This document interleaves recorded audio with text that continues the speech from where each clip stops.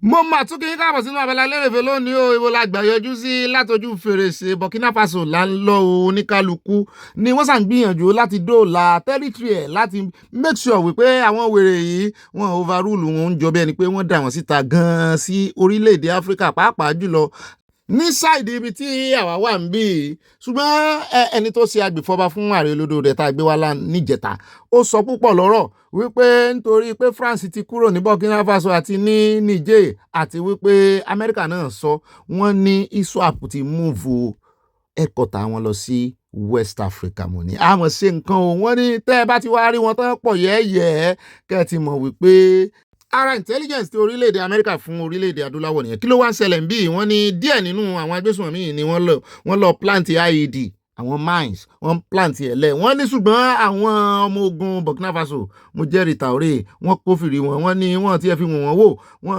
bẹ̀sùbẹ̀gbà pàápàá wọ́n ju àdó olóró sí wọn ní ẹ̀rí bí ó ṣe dún gbàmù nísìnyí níbi tí ọ̀pọ̀lọpọ̀ wọn tí wọ́n ti ń fi IED tán ti ń fi sílẹ̀ lẹ̀ wọ́n ń lé ẹ̀ sílẹ̀ lẹ̀ àwọn àdó olóró tí ó jẹ́ pé tí mọ́tò bá gba orí ẹ̀ kọjá àti mọ́tò àtàwọn èrò inú ẹ̀ sàárà wọ́n ní ṣùgbọ́n àwọn yẹn ń wò wọ́n nínú drone lókè náà bá da drone síta bí eṣú náà bá bẹ̀rẹ̀ sí yìn lù wọ́n. To kamar yaya bayan an yi maganganu nawa aka biya ko me aka yi aka ba da yara? Da mun ce za a ba mu miliyan 300. Aya ní ọ̀gá mi òun rò pé wá kírun ni ìbọn lòun wọlé bẹ̀rẹ̀ mo ní àti run àti ìbọn orí ẹni náà ló jókòó sí ara wọn nù ó sọ ó ní 60 million naira ní gọ́ọ̀mẹ̀ntì san fáwọn o kí àwọn tó lè rìlíìsì àwọn ọmọbìnrin ó ní we use money to buy more rifles àwọn fi ra nǹkan ogun ó ní the abduction of Oyo and Borno children is funded and motivated by the ransom paid by Nigerian government for the Jangebe Kankara and other kidnapped children. Ó ní ilé ìtàn tí ń ṣe tipẹ́ ó níbẹ̀ lọ́n ti rí owó over 300 million naira. Ó ní òun náà fi ń ṣe bẹ̀bẹ̀ tán fi rí nǹkan ogun rà tán fi wá tún wá dáná yẹn wọn lọ́yọ̀ọ́ l'Ógbómọ̀ṣọ́. Obìnrin ló kọ́ lọ́wọ́ ẹ̀ka àgbéjáde ó tó gẹ́ fún àwọn ajínigbé yìí. Ó kò fún wa nílẹ̀ ìta lóòrùn ilé fọ́nrán ibi tí Onírìṣà ti sọ̀rọ̀ nínú ìròyìn tá a gbé lánàá òun náà rè wípé ẹ kó gbogbo oògùn tẹ́ jogún bá jáde o ẹ̀ nọ́ọ̀fìsì ẹ̀ náà ó ti dojú ẹ̀ báyìí o ẹ mọ̀jà àwòrán wa ń ràn o. ẹ̀rù ò ní bàjẹ́.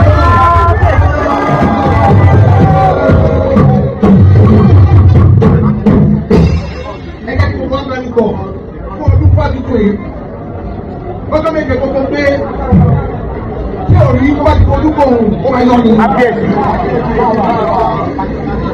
Ẹ jẹ́ kí gbogbo wa kú gbogbo wa kò àti gbogbo wa jọ káàfin hàn pé lóòótọ́ àti lódodo àdúrà ń ta ní orí òkè àdúrà ń ta fáwọn omi ṣẹ̀ṣẹ̀.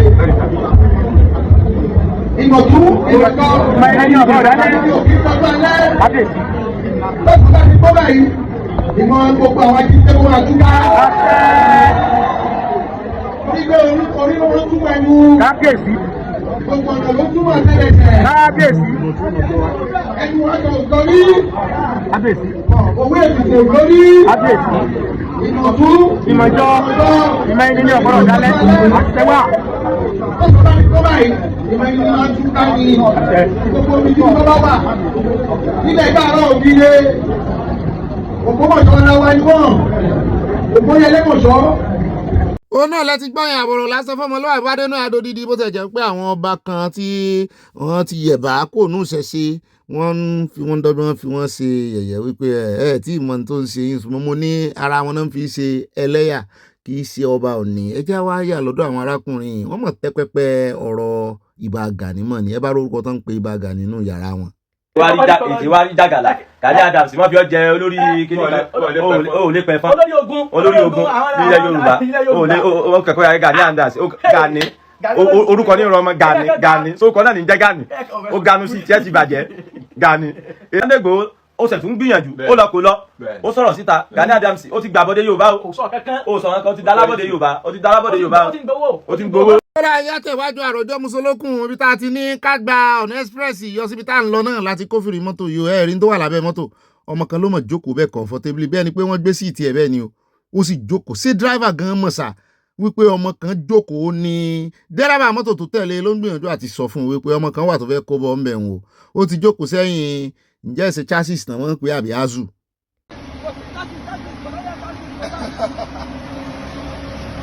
láti Ṣàgámù ọ̀rẹ́ Benin expressway láti kófìrí luxurious bus yìí kò ní plate number wọ́n ní ó ń bọ̀ láti odidi ilẹ̀ Ìgbò ni ṣùgbọ́n ó ti rékọjá ọ̀pọ̀lọpọ̀ àwọn checking point tó sì jẹ́ wípé àmọ̀ bóyá fún wọn lówó ni tí wọ́n fi rí plate number lára ẹ̀ tán sì jẹ́ ó lọ ṣùgbọ́n nígbà tí ó fi dé Ògùn state adúpẹ́ lọ́wọ́ àjọ custom wọ́n dá dúró. tẹ́ ẹ bá rí nǹkan bá nínú luxurious bus yìí oògùn olóró lẹ rí tán lélẹ̀ bàbí yẹn ṣùgbọ́n àwọn aṣọ sójà wọ́n sì ń kó bọ̀ nílẹ̀ Yorùbá kẹ́ ẹ bá mọ̀ wípé lọ́jístíìkì wọn rèé o àwọn èèyàn tó máa wọ̀ ọ̀pọ̀lọpọ̀ wọn ti fọ́n wọn káàkiri o ilẹ̀ Yorùbá náà ń kó wọn bọ̀ o custom ló dá kínní ìdúró kò sí nǹkan ìjà nǹkan ogun bí bóyá mọ́tò mi náà máa fi gbé yẹn ó lè jẹ́ mọ́tò màálù ẹ rí i pé wọ́n lè sọ sẹ́lá ìwọ aṣọ yìí o a sì mọ̀ wípé bó tiẹ̀ jẹ́ wípé oògùn olóró náà wọ́n á fẹ́ mú láti high ńgbà tí wọ́n máa fi gbé gègélé gbogbo nǹkan gbà lọ́wọ́ wọn àti aṣọ àti gbogbo nǹkan olóró Colorado nǹkan kan wọ́n ní customs sọ pé 259 million naira ní gbogbo ẹ̀ bá dé mo ní tó bá jẹ́ wípé àwọn nǹkan ìjà olóró àwọn ìbọn àwọn nǹkan kan lẹ́gbàá ńkọ́ ẹ mọ iye tí yẹn ò bá dé. ó wá yẹ kí a mú ọ̀rọ̀ ìníbàdà ò kárí pé iná ti jó dórí kókó pàápàá jùlọ the migration of people ẹ bábọ̀ lọ́wọ́ wọn ẹ bábọ̀ lọ́wọ́ wọn ohunkóhun tẹ́ ẹ bá rí lọ́wọ́ wọn kí náà ń wá kiri ní time yìí ní time tí insecurity gbòde yìí tó bá jẹ́ káfíńrora wa èmi àti yín ṣé a lè mọ ṣe bẹ́ẹ̀ rìnrìn àrè káàkiri ní time tí gbogbo nǹkan gbóná girigiri ibẹ̀lẹ̀ ti mọ̀ wípé ọwọ́ àwọn ará abẹ̀yẹn ò mọ̀ ẹ jẹ́ àkóńbẹ́ ẹ jẹ́ wá sáré dé orí òkè kan káà náà jọyìn wọn àyà ò lọ aláṣejù bàbá àṣetẹ́ làwọn ará bíi ẹ jẹ́ àkọ́kọ́ wo ká gbọ́ irú àdúrà tó ń gbà lẹ́nu nínú igbó kìjìkìjì ní táìmù yìí ká tó sọ̀rọ̀ lé lórí. bẹ́ẹ̀ ni sà. mo nílò kíni. mo nílò ìṣúná owó ńlá. mo lè ka ìyàbí méje tí mo sọ bẹ́ẹ̀ fún rí ó kọ̀rọ̀ mi sáwádà ní ìsìn ó ti wà ní ọlá ọlọ́run ìṣẹ̀lẹ̀ o hallelujah. hallelujah. láti àkọ́ yọ owó láyé mi àdúrà tí mo gbà kò tó 3 hours. ẹnu iná ni ẹnu náà máa fi sọ mírèkù tó wá jẹnu gbólé ẹkẹ ẹkọ àwọn èèyàn sí kí ló yẹ kí ìjọba ṣe fún gbogbo àwọn tó bá ti kófìrí ní ìsìn tó ń kó àwọn èèyàn wọgbó lọ ẹ gbàdúrà tẹ ẹ gbà ń lé kíní ń lé yín kiri gbogbo nǹkan lè koko ní ìsìn gbogbo àwọn wèrè yìí ti gba gbogbo orí òkè pátápátá wọn ti gba inú igbó ẹ wà á kó àwọn ọmọ ọlọ́mọ ẹ wà á padà dé tí nǹkan bá wá ṣẹ̀mí wọn ẹ ní ẹ wọ́n ti káwọn ọmọ kéékèèké o wọ́n ti káwọn ọmọ wẹ́wẹ́ o ìyàwó rẹ̀ lè mọ̀ sí ń bẹ̀ o àwọn ọmọ tiẹ̀ lè mọ̀ sí ń bẹ̀ báyẹn o ẹnu ló wá lé o owó ni ó tún fi gbà lọ́wọ́ wọn o kí ló dé tá a kì í rorí báyìí kí ló dé tá a kì í lu ọpọlọ wa at this time àbí kí ibi kì í ṣẹnu gbóni àárín ìgboro ni àárín èkó ẹ wá wo prayer point tán rè gbà náà torí owó torí ọlá nǹkan wá lọ sínú gbóni èmi ò ní kéèyàn mọ́ gbàdúrà o ṣùgbọ́n at this time àwọn kan náà tí kò jáde àbí tí ẹ rò pé irú àdúrà prayer point yẹn lábàá lẹ́nu wọn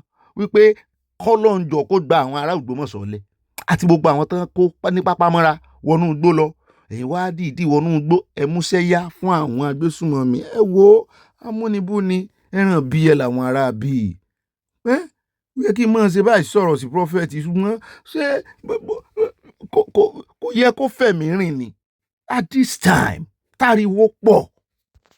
Respect for the Yorubas. Too much respect for una. I respect una. For the past 3 weeks now, I dey for Yoruba people neck. I dey press am because of what happened in Oyo State. For the past 3 weeks now, I dey press their neck wetin no go. I dey talk to them anyhow. I dey give them gbas. But check my comment section. Very peaceful. Check my comment section. Check the comment.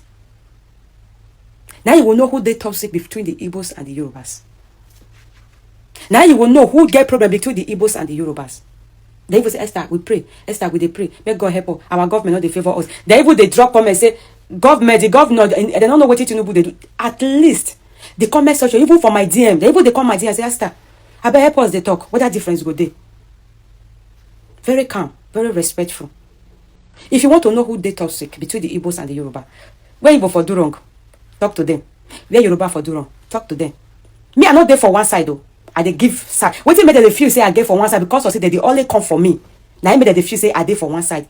They only come for me. Bro. Nobody let person talk. But the Yorubas, una dey peaceful. I give una cap. I give una hand. God go bless una. Una too dey peaceful. Una today, God will settle this country and take away the bad leader for this country for us. ó dájá tẹ̀wájú ẹ ò bá ṣe display owó lẹ̀ àwọn ajínigbé ẹ wo nǹkan kán sì mọ́ lè mú wọn kán mọ́ lè fowó ìmú wọn bó ṣe nǹkan kan náà máa lẹ̀ mọ́ owó ìlara wo bí tó bá ẹ wo owó láì ṣe vọ́ọ̀tì inú báǹkì n ò rò pé báǹkì míì gan vọ́ọ̀tì ẹ̀ tún tó yìí my God. ó dá ibi ẹ bá ṣayé dé o ayé ó mọ̀ pé ṣeun o ẹ máa ṣe bó ṣe wù yẹn já wáyà lọ́dọ̀ àwọn tó rí kó yọ wọ́n ń bọ̀ láti Benin lọ sékòó ni oríṣà kò díẹ̀ yọnu wọn. Well, we're close to Okene. Steve and me.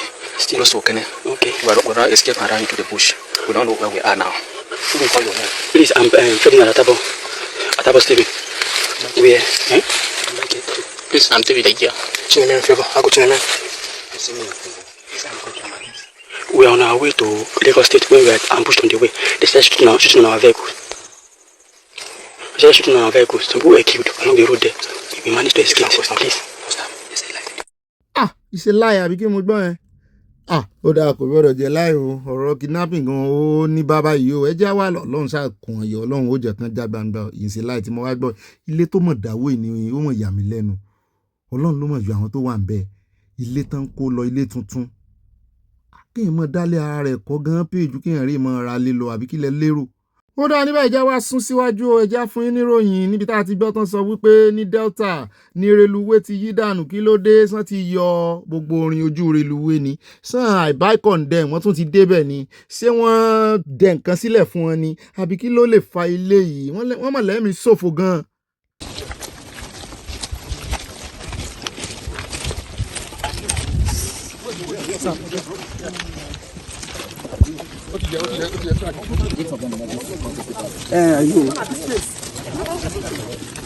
What?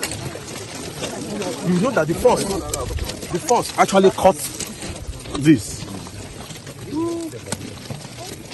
Look at this one.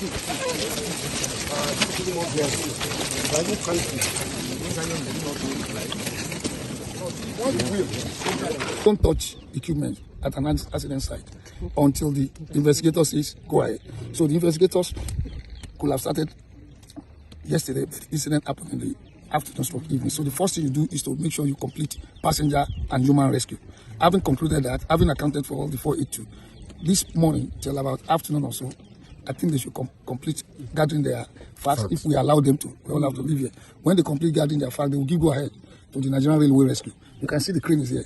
Unlike in Ashan where we use land crane, here we have rail crane. And the crane so far can pull this. And if need be, the state government had also or are making efforts to get some other contractors to bring bigger ones. So we cannot say when they will leave here. One, it depends on when the investigator says go ahead. Then two, how the soil terrain will allow the cranes or whatever. But in our own way, we don't think they should take place. ẹ gbọ́ ọmọ Nàìjíríà ti bẹ̀rẹ̀ sí dájọ́ ẹ jẹ́rìí wọn lórí ẹ̀rọ agbágbé wọn níṣẹ́ tán ṣe síbẹ̀ ni wọ́n ní báwo náà ṣe máa lọ fi sìmẹ́ǹtì ṣe igi náà máa ń fi ṣe é mo ló ga o àwọn ẹnjìníà sọnù igi rèé onígi rèé kò sí nǹkan kan tó so nígi ẹ wá wo ní Ọlọ́run ló ti mọdún tí igi ti wà ń bẹ̀ ẹ wá lọ wo ní kankéré Ọlọ́run. Ó dá níbẹ̀ já sáré dé ilé ẹjọ́ kan ń jọba ẹni pé wọ́n lẹ́kọ̀ọ́ ló ti ṣẹlẹ̀ níbi tí ọwọ́ ti barákùnrin kan tó fẹ́ sá lọ defendant ni o wọ́n mú lọ ilé ẹjọ́ kó wá rè jẹ́jọ́ kó wá rè defend ara rẹ̀ wọ́n gba lọ́ọ̀yà fún o ó wá lóun fẹ́ rè tọ̀ ó sì fẹ́ gbabẹ̀ sá lọ wọ́n ní ó lọ sá pamọ́ sínú rúùfù ni. àyà ní ọ̀gá mi sí ọwọ́ rẹ̀ nílé wọ́n ní ara ní ń fún nítorí wípé ẹni tí a kò lè ti ń sá pé ẹ̀rí ọkàn ní dà láàmú mo ní bí wọ́n bá ṣe rere ara kì í ó àyà o. Because there was a time that I came to court and one of the defendants who I am defending said he wanted to ease himself, and the authorities involved said no, they must follow him. And I was wondering, he just wanted to ease himself and they insisted. But now I understand why they stood their ground. He wanted to escape. So how did people discover what? He was using his toilet. He said he was food. He asked his voice. Next thing, we didn't hear his voice again. I said, go inside. That he has not killed himself there or something. When he went inside, the police was standing here. He didn't see him again. Then he now went into the room. Now that's when we knew that he was inside. On the roof. kódà ẹjẹ́ sáré yàn sáǹfàrà ní mòwédé mo tiẹ̀ kọ́kọ́ fẹ́ fi òkú sínú àkójọpọ̀ ròyìn ní àwọn bàbá tí wọ́n lọ ṣe peace talk tí wọ́n múlẹ̀ ṣùgbọ́n wọ́n ní wọ́n jọ IED ń bẹ̀ lónìí o àwọn èèyàn rèé tẹ̀sẹ̀ bọ́ IED àtàmì àtàràlù ẹ bá rí bọ́ ṣe ń kó kùúrìn wọn ò lè fi hàn yín ní orí Telegram gbogbo ẹ̀ pọ̀ sí ju ẹ̀jẹ̀ ẹ̀rín èèyàn lẹ́ẹ̀lẹ́ báyìí wọ́n ní mọ́tò tẹ̀sẹ̀ bọ́ IED ni o àwọn tó yè wọn bá wọn tó yè náà wọn jàrá ayé wọn jàró wọn jèrò ọ̀run ibi tá a ti wá sẹ́yìn náà lọ́wọ́ náà ní ìkan lára àwọn former APC chairman níbìkan lé Haúsá náà ni wọn náà ti pa ibi tán ti parí ṣùgbọ́n àlè fi hàn yín ẹ mọ́ bínú láàrin àwọn mẹ́tẹ̀ẹ̀ta ibi tán ti parí ìbọn náà wọn at close range ni wọ́n pa at close range náà pa ẹ jí àkó ń bẹ wọ́n ti pa. ẹ jẹ́ wá sáré débi wọn ò mọ ẹ̀jálè ibi tí bí ìjẹ́ ṣùgbọ́n ńlẹ̀ Haúsá ni o àwọn ọmọléeṣẹ́ ológun Nàìjíríà lélẹ́yìí àti JTF àti àwọn ọmọléeṣẹ́ ológun ẹ̀rí kan nu wọn ní ìsìn tí kìíní wà lára ẹ̀ ti rí kìíní map ń pè lébẹ́ẹ̀lì àbí báàjì Nàìjíríà green white and green àwọn alábọ̀dé àwọn ìyàwó wọn àwọn girlfriend wọn àwọn náà mú àwọn tó ń kó lọ́jístíìkì fún wọn àwọn rèé wọ́n fẹ́ẹ́ ná wọn pa.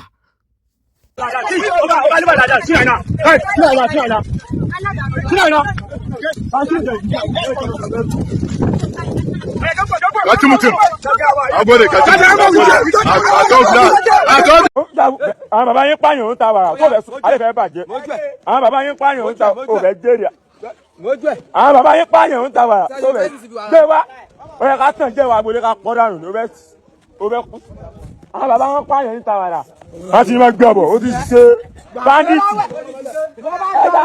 ẹ̀dá pàgbèrè.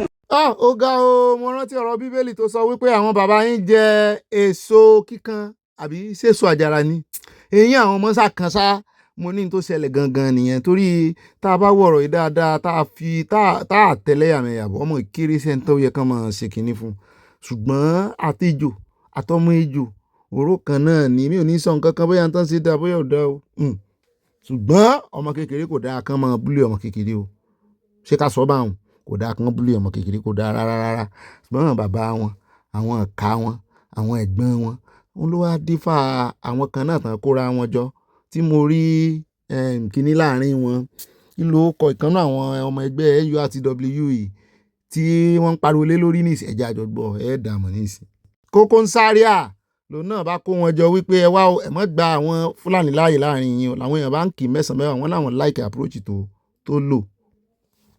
I know all of now we that here now Hausa yes. Now say only one fly you just come do like this just call me okay if na pursue them as they do like this they wan pursue all of now and all of now when I dey for you now na be Hausa I know all of now well you say no you no know say me na be Hausa be Hausa Tanzania I will so I been na Ibadan Tanzania wa na be there we no be kun gan oni Fulani so no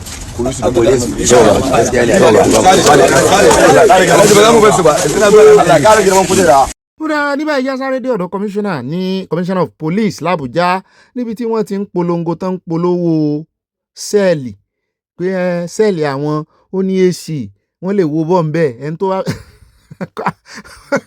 wọ́n ń polongo wọ́n ń ṣe kọ̀másíà fáwọn ọ̀daràn pé ẹ mọ̀ wọ̀rí bá a bá mú yín l'Abuja wọ́n má wọn kan náà ni o bẹ́ẹ̀ náà ni wọ́n ní àwọn kidnapper wọ́n láwọn fojú wọn gbolẹ̀ mo ti ẹ̀ gbọ́ wọ́n ní IGP ti dá àjọ kan sílẹ̀ nínú police tó ń pè ní violent crime response ẹja wo àwọn tí wọ́n rè dá láàmú ládùúgbò wọn káwo gbogbo testimony tán sọ tó mú kí CP l'Abuja kàn mọ́ sọ wípé àwọn ò mú yín o bó tẹ̀ jẹ́ wípé àmọ́ àwọn ní bí ilé ìgbafẹ́ lórí ó ní air condition ṣùgbọ́n àwọn ò fọwọ́ òfin mú yín àwọn ò treat yín kàn tó sìn lọ ẹ̀wọ̀n.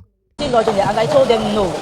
So I suspected some movement, some kind of funny movement. So I didn't panic. I said okay, but I didn't open the gate for anybody. So I allowed him to come back. So they all stood outside. They were discussing with Hausa language. I wasn't hearing what they were saying. So when he came back, I told him, see what happened. Him and the brother, they were like, I said, no, why would I open the gate? You're not the one. So So yesterday night, when I was coming back from work, I noticed a keke man with one other guy inside the keke. They drove down to that our side. They parked. One went down to go and ease himself. So I told him, these people are walking up by this time of the night. I hope everything is okay. He said that maybe they just came to check something. So we were even asleep when we had it. It was a gunshot because I took drugs. I wasn't too strong. When he had the gunshot, he stood up quickly, and it was him getting up that even woke me up. So he overheard the officer speaking outside. That seems, he was not translating to me, telling me this is what is happening. So when they were asking if anybody was there, he now came out and said yes, the people are here. I think they were trying to penetrate and enter the compound through the back before the officers came, and they were touching the gunshots. Can you tell us one something? My name is Samson Ade. So in fact till now I'm still like panicking because I've been hearing gunshots from far, but this one was very close to me. As in the gunshot was so severe that the way I jumped up, panicking, as in before I now understand that it was policemen outside exchanging bullets outside. So coming out to them, because when they were talking, I understand that they were trying to say that the house is the main target. Then as she has said too, during the week, she told me that some guys, and I was telling her, you should be careful, and then whenever you are around, don't stay where people will notice that you are at the home. So the only thing is that we just thank God for the policemen that came to our rescue, and then they helped us out and brought us out of that area. Then I also want to plead that at least in our area there at Beze, across, that is Kubwa, Biaja across, honestly we are having these issues. It's like now they do it every 2 days interval. You see them coming now, they are not even after. ó dán náà létí gbé lẹ́nu wọn yẹn àfẹ́pẹ́ rárá ìjà tún wá sáré dé ọ̀dọ̀ arábìnrin kan tó ní wọ́n jí ọmọ ẹ̀gbọ́n òun kan kọ́ ló pé ọmọ kékeré làwọn èèyàn ní àkílẹ̀ iná òun wò wọ́n náà rí inú CCTV camera tán bọ́ sí ń gbé ló ń ta. Please, online people should help us. People should help us, please. I don't know where else to go to. People should help us. My sister child is missing. Elora, that's her name. People should help us, please. Please, I need to share this video. Tag somebody. We did not see her since last night. She was last seen around 9:30. But our CCTV captured that somebody carried her outside. Oh, hey Jesus. People should help us, please. Missing child, please. People should help us. Ọlọ́run ṣàánú wa missing lọ́tún missing lòsí òun náà ló dífá fún Ọ̀yọ́ tá à ń lọ ní ìsìn tá a ti kófìrí Ṣèyí Mákindé níbi tó ti ń ṣe ìfilọ́lẹ̀ the Violent Crime Rapid Response. Àjọ kan tán sọ wípé IGP ló dálẹ̀ pé ẹ mọ̀ wọ́rí àwọn ti ṣetán gbogbo ibi tẹ́ ẹ bá ti kófìrí àwọn bandits ẹ sáré pé àwọn gbogbo tó bá wà violent tó jẹ́ crime náà wà fún. mo fẹ́ ìdíje bí kí ni tó fẹ́ ìdíje mọ́tò ẹ̀ ló pariwo ẹ̀ wá jẹ́.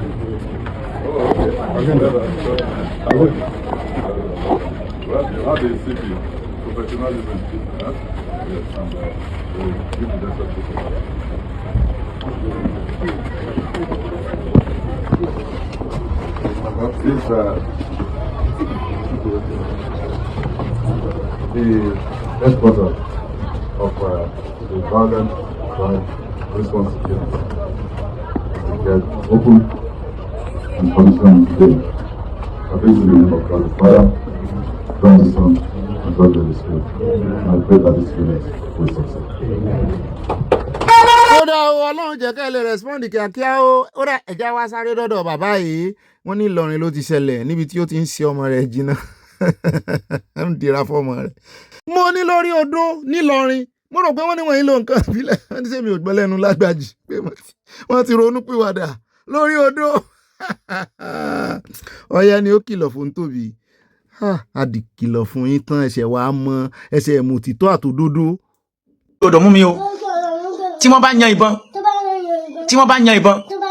kí ìbọn kó má wọlé sí mi lára o ìwọ ìbọn mo ti bọ́ múlẹ̀ o èmi Aisha o mo ti morúkọ tí ògùn jẹ́ lè ní tí wọ́n bá yan tán bá sá mi ládàá kò gbọ́dọ̀ wọlé sí mi lára o èmi Aisha o tí wọ́n bá ti. Gbogbo ohun tí àwọn bàbá wọn ṣe fún àgbà náà rèé bó ṣe jẹ́ pé Aisha àwọn èèyàn ń wò pé bó láìsẹ́ orí Quran ló yẹ kẹ́ gbá Aisha lè ṣùgbọ́n gbogbo wọn ṣe inú àgbo tán máa wẹ àwọn ọmọ wọn nínú àgbo ńgbà náà nú kòkò tó fọ́n sí ọmọ kékeré jiná àwọn kan wá ló wá ń bá mi jiyàn wípé má bá sá ọmọ kékeré ládàá yóò ṣe léṣe bí ò tiẹ̀ wọlé heaviness ẹ̀ ó sì ọmọ kékeré léṣe mo ní kán ṣàṣe wèrè ni àwọn wèrè ni wọ́n fi ń wo wèrè mo tó ń kálukú bá mọ̀ ní kó ṣe o ẹ jẹ́ àyà lọ́dọ̀ àfáà mi àfáà kí n. ọdẹ akéyìn onílàkàyè wàláì ọdẹ akéyìn onílàkàyè aláàbọ̀ làkàyè kò ráyé wa ní orílẹ̀-èdè yìí o àfẹ́ mọ́sálásí mọ́ gbogbo ẹ̀yin àfáà súnà tẹ́ ń lọ sí sábì lọ́gbà mọ́sálásí wa àfẹ́ mọ́sálásí mọ́ àfẹ́ kàgbà lóde ni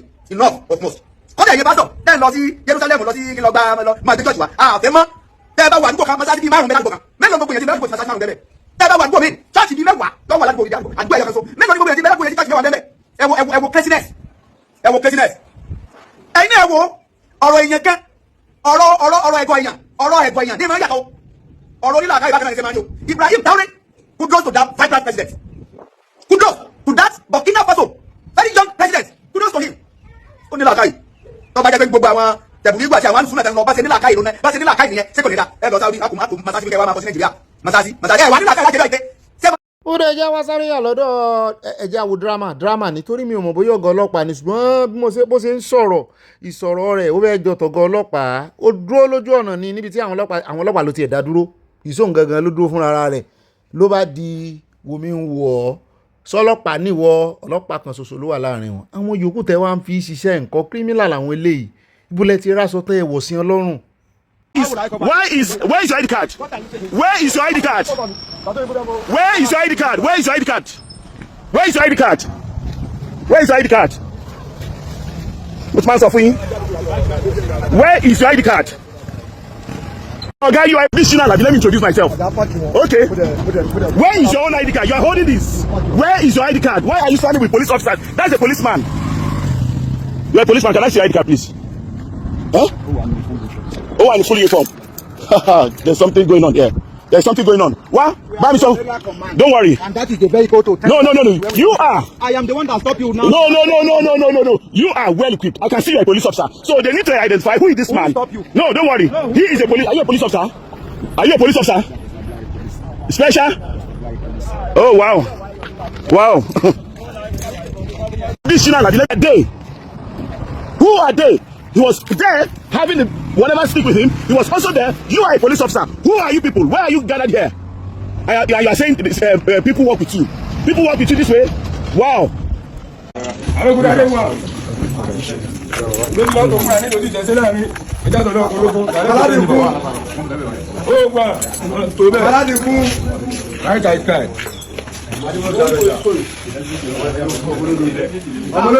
kódà ká tó wá kó inú abala lérèfé ìròyìn ajá balẹ̀ lélẹ́yìí wọ́n ní àwọn ọmọléṣẹ́ ológun náà ti gbé iná kojú àwọn ọmọ wèrè yìí ní Zamfara tí wọ́n ti lé IED lẹ̀ wọ́n ní wọ́n pa mẹ́ta dànù nú wọ́n gba ọ̀kadà mẹ́wàá wọ́n gba magazine mẹ́ta AK-47 rẹpẹtẹ àti rounds of ammunitions.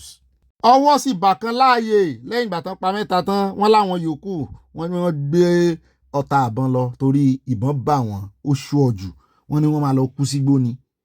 mo láwọn náà wá ṣiṣẹ́ yìí wọ́n ní àwọn ọlọ́pàá tó ṣẹ̀dá alẹ́ ní o violence crime response wọ́n náà pẹ̀lú àjọṣepọ̀ àwọn ọmọléṣẹ́ ológun àti JTF àti àwọn vigilante wọ́n ní gbogbo wọn náà jọ ṣiṣẹ́ ìpọ̀ o wọ́n ní àwọn eléyìí wọ́n ní wọn gbàgbó pípa ni ẹ pa kárò ń jẹ̀bà lọ́la bọ́wọ́ bàtà láṣejù mo ló ti ẹ̀dá yóò yẹ bàbá wa dìísù IGP bàbá dénú àkójọpọ̀ ìròyìn á fún yín lẹ́kùnrẹ́rẹ́ àwọn àgbààgbà tí wọ́n rè ìdúnàdúrà nípa àlàáfíà àwọn àgbẹ̀ 50 ní àádọ́ta wọ́n kó 39 nínú wọn wọ́n fẹ̀lẹ̀ fún un lẹ́pẹ́ kàn rí ìwà ránsọ́ọ̀mù wa bóyá kìlọ̀ fún wọn kàn yé negotiate mọ́.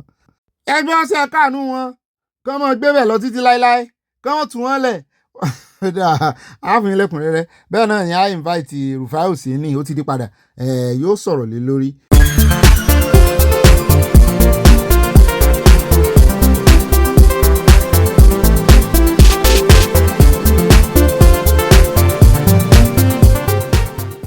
má wo mi roro má wo mi roro má wo mi roro mẹ́sàn-án máa jí góòlù o má wo mi roro mẹ́sàn-án máa jí gbàgùdà o ẹ̀gẹ́ níjẹ́ bẹ́ẹ̀ má wo mi roro mẹ́sàn-án máa jí sùn lọ́jà òwe bọ̀pọ̀ bá rí wa lóde wọn rí wa wọn wò wá tẹ́ńbẹ́lú bẹ́ẹ̀ lásán làjànà kú fojú iṣẹ́ wọ̀bọ̀ sọ́bọ̀ òkúkú tọrọ jẹ́ àgùdà ò jẹ́ lábẹ́ Gẹ̀ẹ́sì o iṣẹ́ ọwọ́ tiwa làwa ń jẹ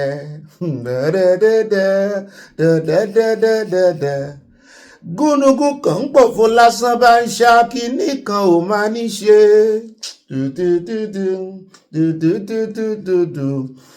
ọ̀pọ̀ òyìnbó fi dídùn ṣẹ̀wà o orónú ẹ̀ pé gbèje èèyàn tó bá tijú fún wa là á tijú fún àwa ò tijú fẹ́ni kọ̀ọ̀kan wọn olúwa ò mà dẹ̀ ti rínú mi dákun wá fèrè ṣiṣẹ́ mi o á fèrè ṣiṣẹ́ gbogbo wa ọ̀rẹ́ mi bólóde ò bá kú ojúde ò ní wú koríko bí kú ò bá pa wá fiṣẹ́ orin dára fáyé bí ò sí ọlẹ́yìn mi bàbá kó má solùrànlọ́wọ́ ta lálábàárò wa olúwa lálábàárò mi ta lálábàárò mi ò olúwa ọlọ́run lálábàárò gbogbo wa ibà alábàárò iná rẹ o ọlọ́run ní bá wa rò ní bá wa sọ ní bá wa ṣe àti yọ̀lẹ́ sọ́lọ́run lọ́rùn ibà àti yọ̀lẹ́ sọ́lọ́run lọ́rùn náà rè torí bọ́lọ́run bá ti já lábàárò èèyàn ti yọ̀lẹ́ sọ́lọ́run lọ́rùn náà nu onídùúró wa ni ọlọ́run ní gbogbo nìṣe wa adúpẹ́ lọ́wọ́ lọ ibà gbogbo nìṣe yín náà rè owó lójú ọjọ́ lọ́dọ̀ yín ọ̀sẹ̀ tó tún ti ń lọ ẹ̀mí wa ò ní lọ sí láti ọlọ́run Èdùmàrè o ọ̀sẹ̀ ayọ̀ ni ó jẹ́ fún ọ oríṣiríṣi ní jáde ìròyìn wa ń kọlù ròyìn abẹ́ẹ̀ rí ìjọba ń yọwọ́ tó wù wọ́n àwọn aráàlú náà ṣe bó ṣe wù wọ́n ó dìgbà tí àwọn méjèèjì tán bá synergize tí àwa méjèèjì tá a jọ rí wípé ẹ̀mí ara wa lájọ ń defend when you see something you say something and when you say something ìjọba náà ṣe kí ni they will do something they will take action kì í ṣe wípé when you say something and wọ́n wá ṣe bí ẹni mú ọ̀daràn afurasí ọ̀daràn lẹ́yìn ọjọ́ bíi mélòó kan wọ́n á ti túlẹ̀ tá lọ́daràn ń padà bọ̀ wá bá ẹni tó ṣòfò fún whistleblower ó dé ilé ìwọ̀n kí n káàbọ̀ ìbá rìn náà ní agbọ́n débẹ̀ ìbá yànnà ìbá Sanawole ìbá kanjú àbẹ́ǹkò ìbá rìn gínìgínì tí kúmí àti kóyò rìn gínìgínì ìbá sàn láàrin ajénímú ni pẹ̀kọ̀rọ̀pẹ̀kọ̀rọ̀ wọ́n bá ti kófìrẹ́ tí ò rìn sàn pẹ̀lú rẹ̀ ń parọ́ fún ọ ni ń fi ọ̀rọ̀ pamọ́ ń fi ọ̀rọ̀ sábẹ́ ahọ́n sọ fún ọ ní ìwọ náà jọ ọmọ náà tán fún gbalẹ́símọ́ náà tán kọ́ ọmọ bá gbalẹ́símọ́ ní à ó sì lè gbalẹ́sí agbójúkò kúkú gbójú pátápátá èmi náà ń pè ní bá kọ̀ǹfàmù ẹ̀ kó tó sẹ́ndì ẹ̀ mọ́ bá sẹ́ndì ìròyìn fún ganan mọ́ kọ̀ǹfàmù ẹ̀ kódà kò jọ́dọ̀ Bobby ló ti gbọ́ kọ̀ǹfàmù ẹ̀ kò tún rí kọ̀ǹfàmù ẹ̀ bọ́ bá rí pé Bobby mẹ́ẹ̀ wá sọ fún wípé ọ̀gbẹ́ni Bobby yìí tẹ́ gbé lánàá yẹn ó kù díẹ̀ káàtó bẹ́ẹ̀ kọ́ ló ṣe rí a sì ṣe kí ni a yẹ̀ wò a tọrọ àforíjì yẹn mọ́ rìn kórí mọ́mí èèyàn gbogbo wa kò sí ẹni tó lè play God kò sọ́lọ́run gbogbo wa bẹ́ẹ̀ náà ni ẹ lè pè mí ní ibà ṣẹlálàyé ibà gbé wa débẹ̀ ibà ọ̀pá kọ́kọ́ àwọn òpèké èmi náà ni mò ń jẹ́ ibà ọ̀pá parada àyà parada òdò ọ̀gá rẹ̀ parada òdà ìyanu abala comment section abala àwọn olólùfẹ́ wa ibà àyàpè ibà kà síwájú ibà ìbòyìn náà ní ibà ìbọ̀bọ̀ kí bọ̀bọ̀ ibà fẹ́nu wú géètì wọ́n ti rè wú ilé ẹ sáré lánàá àmọ́ fẹ́nu wú gbogbo tí ò da kúrò nílẹ̀ Yorùbá ni ó dá yóò yá kò ní yẹ ẹ lẹ́ẹ̀bá ń fòtí lẹ́ẹ̀bá ń fọwọ́ lẹ́ẹ̀bá ń yàn kó lè yàn kó yanjú bá kéde fún Yorùbá nation fún Oòduà nation káfàtà ó dá ẹjá wọ inú agodo ìròyìn lọ pápápá láàṣẹ o bí tá a ti kọ́kọ́ mọ́ dami tútù wájú tá a ti mọ́ tẹ̀lẹ̀ tútù òbí lè tẹ́ bá pàdé inú abala lérèfé ayọjú lójú fèrèsé ni ó ti wá dà fẹ́yìn tẹ́gùn fi sọ alákọ̀ọ́kọ́ ń bẹ jáyà lẹ́kọ̀ọ́ níbi tá a ti gbọ́ tán ní àwọn kan wọ́n ń dún mọ̀wúrú mọ́ àwọn ará Èkó wọ́n ní wọ́n ń bọ̀ o àwọn ní ń bọ̀ níbo wọ́n ń kékòó wọ́n rí pé gbogbo ilẹ̀ Yorùbá ti sọjí bẹ́ẹ̀ náà ni àwọn neighborhood náà gbéra wípé kò sí tó jọ o ẹ̀rí eléyìí tá a fi hàn inú abala lérèfé lánàá ṣùgbọ́n iléeṣẹ́ ọlọ́pàá ti wá jáde o wọ́n ní àǹfẹ́ sọ̀rọ̀ lórí àmọ̀rọ̀ wọn wá bẹ́ẹ̀ náà ni bàbá kò ń bẹ́ tán áyà lọ́dọ̀ ti shettima mo kófìrí shettima lẹ́kọ̀ọ́ náà mi ò mọ àpèjẹ n ò mọ program tó ń ṣe lẹ́kọ̀ọ́ tó lòun náà Lagos boy lòun ó ń Lagos boy lòun bẹ́ẹ̀ náà ló tún sọ̀rọ̀ ọ̀rọ̀ tó fi tabá kíní lọ́jọ́ sí Peter Obi ó tún sọ pé kórè mọ́ ta ice cream bí politics ò bá gbé ṣùgbọ́n bí tá à ń lọ gangan rẹ̀ níbi tá a ti rí àwọn youth kan wọ́n làn Christian youth náà bá kóra wọn jọ náà bá gba ilé ẹjọ́ lọ wọ́n ní ọ̀rọ̀ Shettima náà rú sórí o náà pàtètè délé ẹjọ́ mu ni kí ni Shettima ṣe fún yín wọ́n ní lórí ọ̀rọ̀ muslim ticket náà ni pé ẹ̀sà alákọ̀ọ́kọ́ ẹ̀ mú jẹ nínú country pẹ̀lú rògbòdìyàn yìí pẹ̀lú gbogbo ogun ẹlẹ́sìnmẹ̀sìn tí ń ṣẹlẹ̀ yìí páwọn ò ní gbà fún yín tó bá jẹ́ ilé ẹjọ́ náà ni àwọn ò gbàbẹ̀ lọ́mù ní sọ wà ní constitution ṣé wọ́n fẹ̀sìn ṣe ní constitution ni ó dáa àmọ́ wò bóyá wọ́n jẹ lọ àmú wọn bọ̀ fọ́nrán rẹ̀ wá bàbá tí wàá kó ń bẹ́ àwọ̀ àfihàn yà lọ́dọ̀ Ọ̀gbẹ́ni Peter Obi òun náà ti ń play politics bí àwọn yòókù báyìí òun ni wọ́n condemn wọn tẹ́lẹ̀ ṣùgbọ́n náà ti wá ganu sí Mike ó ní gbogbo ẹ̀yin tẹ́ ń bú àwọn Fúlàní orúkọ Fúlàní ti sọ fún pé bàbá àgbèsí ọlẹ́yìn ó jáde o wọ́n náà ó sì agbẹnusọ wa wọ́n ti ń lò wípé ẹ mọ́ fojú ọ̀daràn wo Fúlàní mọ́ ọ̀tọ̀ ní ẹ̀yà ọ̀tọ̀ ní ọ̀daràn pé nítorí pé Fúlàní dáràn yẹn ẹ mọ́ kó gbogbo ẹ̀yà pọ̀ páwọn tó dánú Fúlàní náà wà mo ní how many percent wọ́n lọ́ máa ń sọ percent fún wa ó ti lọ Cambodia ó ti lọ Egypt nígbà tó ń ṣe náà wọ́n how many percent ó mọ iye ọmọ orílẹ̀-èdè kọ̀ọ̀kan gbogbo àgbáyé ó yá fún wa ní percentage àwọn ọ̀daràn náà àwọn Fúlàní àbọ̀ ńbẹ̀ gbogbo tó sọ àmúbọ̀ lónìí náà ni kò ní dọ́là bàbá tí wàá kó ńbẹ̀ tàn á wà sáré yà ní Edo mọ́ Delta níbi tá a ti gbọ́ wípé arábìnrin kan tí wọ́n ní wọ́n jí gbé lọ́mọ ní ajínigbé everybody fi one trend nísìn àwọn tó fẹ́ fi pawó náà wọ́n fẹ́ fi pawó àti ìgbọ́n nǹkan kan àgbọ̀ update lórí ti vice chairman lẹ́kìtì níkanú àwọn ìjọba ìbílẹ̀ rẹ̀ tọ́lọ́hùn náà ló fèkì ìjínigbé ara rẹ̀ ṣùgbọ́n arábìnrin kan tí wọ́n ní wọ́n ń wá láti bí ọjọ́ mélòó kan ní ìsìn wọ́n ní wọ́n ti rí o hòtẹ́ẹ̀lì náà ti rí ṣùgbọ́n nígbà tí wọ́n kó wọ́n ní gbélulẹ̀ rẹ̀ ló kidnap rẹ̀ o àbọ̀ ló sì kidnap ara rẹ̀ rí bá wọ́n náà ń ṣe fàájì lọ́wọ́ báyìí náà bá lórí ibùsùn ṣé wọ́n tó náà kidnap rẹ̀ àbọ̀ àwọn tó máa ń tán ṣe fún wọn bíi ni bóyá kò gbé èbò mẹ́rin Cipriano fẹ́ máa sọ fún ọmọ ọ̀gá Nàìjíríà níbi nǹkan tó serious làwọn kan fẹ́ máa fi pawó wọ́n ṣàtúrèsì ẹ̀ hòtẹ́ẹ̀lì fúnra ara rẹ̀ lókè náà bá wọn àti lọ́fà ẹ̀ wọ́n ń gbádùn wọ́n mọ̀ orí fóònù wọn wọ́n mọ̀ bára wọn sùn wọ́n mọ̀ orí fóònù wọn pé ẹ mọ̀ àwọn dìdìrì tán rò pa kidnap ara wọn wo ó já sí ráwọn sí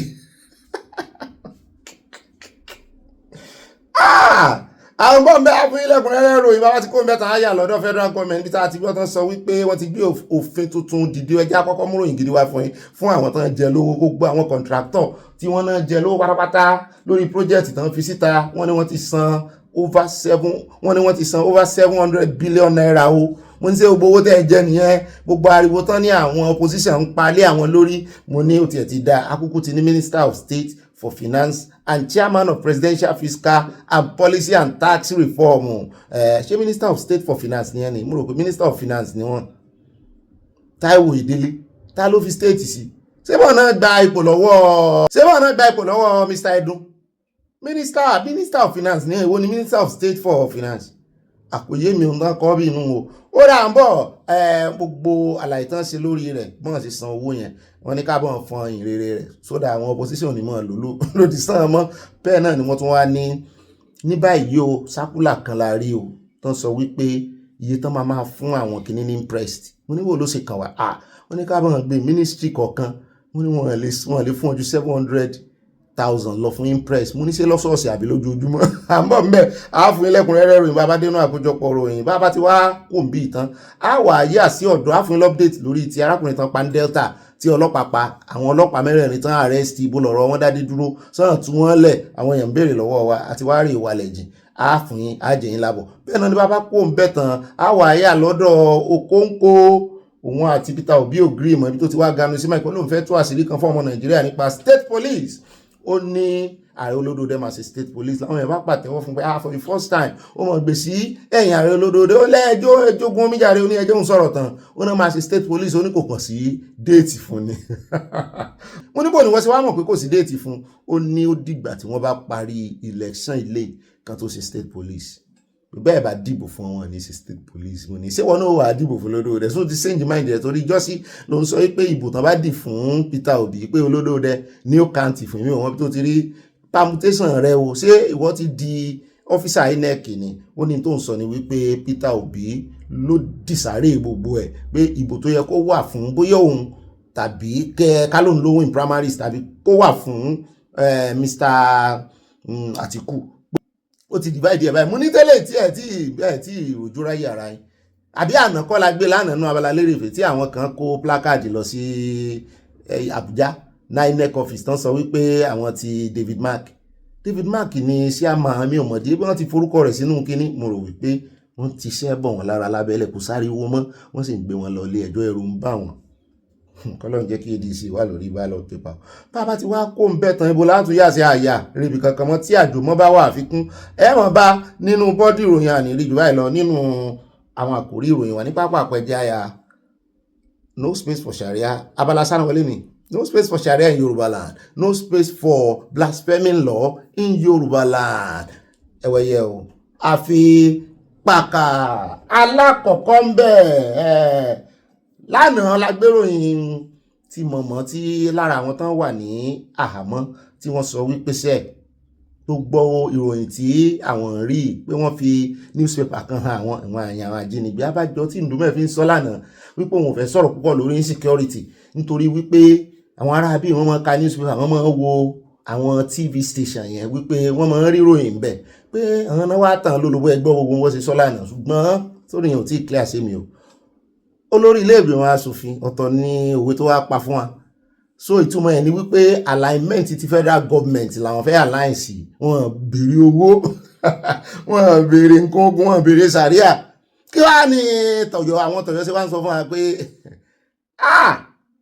ó dá alákọ̀ọ́kọ́ mẹ́jọ àyà lọ́dọ̀ Ọgbẹ́ni tó ní òun ní Sẹ́ríkì of Ọ̀yọ́ state mú kọ́kọ́ ní kó kọ́kọ́ lọ pa orúkọ yẹn rẹ́ ná what is Sẹ́ríkì of Ọ̀yọ́ state ṣó wà ní constitution of Ọ̀yọ́ state ni pé olórí àwọn Fúlàní of Ọ̀yọ́ state ṣó wà ní constitution bẹ́ẹ̀ ẹ̀ ń wúra yín rẹ̀ ti jẹ́ ti gbàbọ̀dé fúnra yín o Ọlọ́run ọba mọ̀ lórí àga rẹ̀ náà tó jókòó ìtumọ̀ ẹ̀ ní wípé gbogbo ọba pátápátá nípínlẹ̀ Ọ̀yọ́ gbogbo ibi tí jurisdiction yín dé àtàláàfin àtolúbàdàn àti gbogbo ọba yòókù nípínlẹ̀ Ọ̀yọ́ ẹ bá lórí àwọn Fúlàní òun ló ń bá lórí wọn ókè ẹ̀yin bá lórí òun èmi ò rò pé a ní ọba kan tó jẹ́ pé di ọba of Ọ̀yọ́ ọba of Ọ̀yọ́ state ṣáà ni oyè ọba of Ọ̀yọ́ wà ṣùgbọ́n ọba of Ọ̀yọ́ state ṣó wà so the Sẹ́ríkì of Fúlàní of Ọ̀yọ́ state òun ni gbogbo Fúlàní tó wà lọ́yọ̀ọ́ àti Tinubu àti èyí tó bá kásẹ̀ ìbímọ lọ́wọ́ àti dáràn ló náà bá kó àròyé ṣẹ́rí pé ó ti kọ́kọ́ mẹ́ẹ̀ láàrin àwọn ọba wa ṣá Olúbàdàn of Ìbàdàn lámọ̀ Ọlọ́yọ̀ of Ọ̀yọ́ Aláàfin of Ọ̀yọ́ Ológbòmọ̀ṣọ́ of Ògbómọ̀ṣọ́ ọba Gándì ọba Ògbómọ̀ṣọ́ wà ń bẹ̀ ẹ̀mọ́ bínú Ológbòmọ̀ṣọ́ kan náà máa ń pè wọ́n tí ẹ̀ ló kọ wọn náà ṣùgbọ́n yún kọ́lá wá sọjà rẹ ọ̀rọ̀ tó ká lára kámọ́dà ìlú tiẹ̀ oníkálùkù ló ní jurisdiction rẹ̀ ṣùgbọ́n jurisdiction eléyìí ni wípé the Sẹ́ríkì ọba àwọn Fúlàní of the whole Ọ̀yọ́ kò sì sí ọba of the whole Ọ̀yọ́ state ọba àwọn Fúlàní of the Ọ̀yọ́ state yóò bá ẹ káre o ẹ kàwé ẹ expose àìrú wọn ní báyìí ó dá o lọ́rọ̀ kan ó ti wá ṣàlàyé ó ní wọ́n ń jí ọmọ tàwọn náà gbé mo ní tí ò bá le tó yìí ọjọ́ wo lẹ ṣe press brief tó yìí náà ṣé ẹ mọ́ jáde ẹ mọ́ sọ̀rọ̀ wọ́n jí ọmọ tiẹ̀ náà gbé èyí bí wèrè ti Sẹ́ríkì Ìjẹ̀bú bó náà ṣe sọ́ngbà náà tọ́wọ́ àwọn ọlọ́pàá bà ní last 2 weeks ọ̀hún ẹ bá ń tẹ̀sẹ̀ jẹ́ àgbọ̀ gbogbo ọ̀rọ̀ wèrèwèrè tó fẹ́ sọ èmi kàn fẹ́ lo fọ́nrán yìí láti jẹ́ ká sọ jí pé odidi èèyàn kan pera rẹ̀ ní Sẹ́ríkì of the whole Ọ̀yọ́ state imagine bá ṣe wúra wa ràn tó ẹ bá ń tẹ̀sí. gidigidi èmi Fúlàní tí mo bá yín sọ̀rọ̀ ọmọ mi àwọn kidnap ẹ̀ àwọn wá bèrè owó mo wá sọ pé ní fún ọ lówó àwọn ṣe àwọn ọmọ yẹn bí oṣù méjì ó wà pẹ̀lú wọn àsìkò no cash àwọn bèrè 80 million mo ní àní fún ọ lówó ọmọ yẹn wà lọ pa ọmọ yẹn di sí báyà rí ikú ẹ̀. orúkọ mi ní Alhaji Yakubu Bello Sẹ́ríkì Fúlàní ní Ọ̀yọ́ state. nǹkan tí ọ̀dà ni nǹkan tí ọ̀dà kò ní orúkọ méjì o kódà náà ni nǹkan tó ṣẹlẹ̀ yẹn pé ìjọba náà ni à ń rò ìjọba kó gbé ìgbésẹ̀ lérí nǹkan tí ń ṣẹlẹ̀ kó ní ìpinnu torí àwọn èèyàn tí ń ṣe ìbàjẹ́ àwọn ọmọ ẹnìkankan àwọn fi ẹnìkankan sílẹ̀ àwọn tí ń ṣe ìbàjẹ́ gẹ́gẹ́ bí kidnapper àwọn fi Fúlàní lẹ̀ àwọn fi Yorùbá lẹ̀ àwọn fi Haúsá lẹ̀ àwọn fi Ìgbò lẹ̀ tí ara wa nìkan ló mọ̀ àwọn tá jẹ́ ará ìlú pẹ̀lú àwọn tá jẹ́ ìyá Fúlàní tá wà nínú ìlú ìsọwọ́sowọ́pọ̀ láàrin wa ká kojú dá àwọn tí ń ṣe ìbàjẹ́ kí Ọlọ́run kó tú àṣírí wọn ká fún ìjọba ní sọpọ́tà ìjọba yóò rí iṣẹ́ wọn.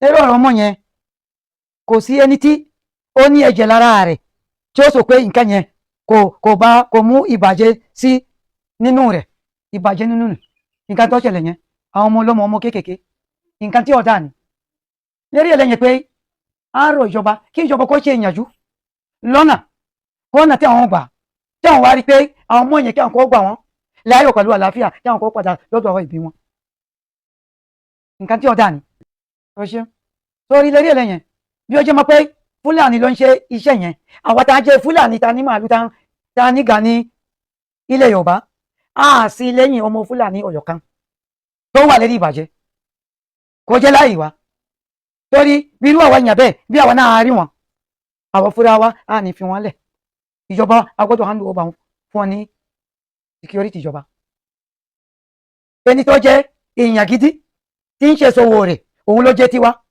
ṣùgbọ́n ẹnikẹ́ni yálà fúlàní ni yálà yorùbá ni yálà ibo ni ríṣiríṣi ní àwọn ẹ̀yà wọn ń ṣe ìbàjẹ́ ṣùgbọ́n ìsọwọ́sowọ́pọ̀ tiwa nígbà táwọn ní lámbà ìsọwọ́sowọ́pọ̀ wa òun náà ni yóò ṣe kíni yóò máa gbé wọn síta tọ́pọ̀ gidigidi èmi fúra mi tí mo bá yín sọ̀rọ̀ ọmọ mi àwọn kí n á pè ẹ́ àwọn wá bèrè owó mo wá sọ pé a ní fún ọ lówó àwọn ṣe àwọn ọmọ yẹn bí oṣù méjì ó wà pẹ̀lú wọn àsìkò no cash àwọn bèrè 80 million mo ní àní fún ọ lówó ọmọ yẹn wà lọ pa ọmọ yẹn á di sí báyà rí ikú ẹ̀ nígbà tí wọ́n pa ọmọ yẹn lámbà tí àwọn ń pè tí wọ́n fẹ́ gba owó bí wọ́n wá tiraka lámbà yóò jáde ní Kaduna lámbà yóò jáde ní Ẹ̀jà yóò jáde ní Kwara yóò jáde sí Ìsẹ́yìn ṣùgbọ́n nígbà tó wáyà àṣírí wọn tún padà tú lérí ọ̀rọ̀ yẹn èmi fúra mi àwọn èèyàn yẹn nígbà tá a rí wọn tá a mú wọn àwọn méjìlá rí mú tí àṣírí wọn tú nígbà tí a wá mú wọn àwọn fìgìláńtẹ́ ló mú wọn nínú igbó wàhálà tí ó wá padà sí láti ẹ̀yìn lérí mi gbogbo nǹkan tí mo ní mọ́tàtà lérí kéèsì yẹn àwọn gbé mi lọ sí Ìbàdàn àwọn gbé mi lọ sí Àbújá kí n tó bó lérí kéèsì yẹn kí náà bà ló bèrè owó lówó mi tí ó wá di wàhálà fún mi mo ní ìjọba irú nǹkan bẹ́ẹ̀ yẹn kò dá tó wàhálà ríṣiríṣi gbogbo ọmọ Nàìjíríà ní Ọ̀yọ́ state ká fi ìsọwọ́sowọ́pọ̀ bí ìjọba lọ ṣáájú gbogbo wọn tàlẹ̀ lẹ́yìn bí ó jẹ́ mọ́ pé ìjọba ó pè wá wọlé àmà wa ká fi sọpọ́tà gbogbo ẹ̀yà ríṣiríṣi ká fi ìsọwọ́sowọ́pọ̀ ká wá ọ̀nà irú àwọn èèyàn tí ń ṣe ìbàjẹ́ yẹn kí ọ̀nà kò tú àṣírí wọn kí ìjọba kò mú wọn ká rí àlàáfíà ní Ọ̀yọ́ state torí ìbéèrè tí ẹ béèrè ní ọwọ́ mi ní Ọ̀yọ́ state mo rò ìjọba lè rí nǹkan tó ṣẹlẹ̀ torí ìbàjẹ́ lọ́kàn ó wà pẹ̀lú wa lérí ọ̀rọ̀ àwọn ọmọ tí àwọn mú malẹ̀ bí ọ̀sẹ̀ mélòó tí àwọn rí bọ́ kí ìjọba kó dákun torí Ọlọ́run ọ̀nà tí ó wà gbà tí ó rí ọmọ yẹn yọ kí ìjọba kó ṣe ìrànlọ́wọ́. ó rẹ̀ káàbọ̀ padà já tún wáyà lọ́dọ̀ ọmọ iléeṣẹ́ ológun tá a gbé wá lọ́jọ́ sí tó ṣe lálàyé wípé àwọn káàrẹ̀ olódòdó mójútó àwọn kàbá tán wà ní ìdí wíwakùsà ó tún ti wá sọ̀rọ̀ sókè ní ìsìn ó níyànjú lòun sì fẹ́ gbà ó ní kọ́mọ́ bínú o pé àwọn akẹgbẹ́ òun níléeṣẹ́ ológun àtàwọn ọlọ́pàá àti gbogbo ọ́fíìsà pátápátá tó ń gbébọn lòun fẹ́ báwí lòun bá lọ́rọ̀ wípé kán jọ gbogbo bí tó bá ti kófìrí páwọn èèyàn ń ṣe protest ní táìmù yìí tán jẹ́ àwọn èèyàn gbé lọ táwọn èèyàn jáde tán gbé plákáàdì jáde pé kán mọ̀yìn tí àgà sí lo àwọn èèyàn o kán sì mọ̀ yìnbọn o wípé ráìtì wọn ni o mo ní ẹ ti ẹ̀ mọ́ kí ni ó láwọn mọ̀ ọlọ́pọ̀lọpọ̀ wọn kàn mọ́ fẹ́ ṣàgídí ni ó lè kán mọ́ rántí pé ẹbí wọn náà tọ́mọ rẹ̀ bá wà nínú àwọn tí ń gbé plákáàdì tóun ò mọ̀ ńkọ́ ó rẹ̀ bá ń tẹ̀sí ẹja tún gbọ́rọ̀ lẹ́nu ẹ̀ ọ̀rọ̀ rẹ̀ ṣe iyebíye. Let me use this medium to tell my people, please, if you are a personnel, please don't open fire or tear gas on a peaceful protesters. Do not open fire or tear gas on a peaceful protesters. Let them exercise their civil rights. Even if an order is given, I understand, but use your number 6. Use your number 6 as a human being. Don't open fire on a peaceful protesters anyhow. Allow them to exercise their rights. Don't open fire on a peaceful protesters. Even if you are deployed, there are sequence of crowd dispersal. There are sequence of crowd dispersal, and there is a drill on crowd dispersal. If you don't understand the sequence and the drill of crowd dispersal, raise an observation. Raise an observation. Ask questions before your deployment. Because I don't know how you will sleep if your child is one of the children in the bush, or if your wife or your mother is one of the children in the bush. I don't know how you will lie down and sleep. Let there be peace. And to you that is trying to disrupt or hijack a peaceful protest, shame on you. You that wants to hijack a peaceful protest, you are a disgrace, and you are a disgrace to your next 7 generations to come. Please, let there be peace anywhere. All the peaceful protesters must conduct themselves. Let it be a peaceful protest as planned. I know, the evil cabals are using insecurity as an element of distraction, because they will be there harvesting our solid minerals and use it to enrich themselves. And at long last, they will use insecurity to disrupt and confuse everybody as an element of distraction. So you that is going to open fire on peaceful protesters, you must be a failure to the oath of allegiance that you swore. Apply a bit of professionalism in this job. It's very, very important.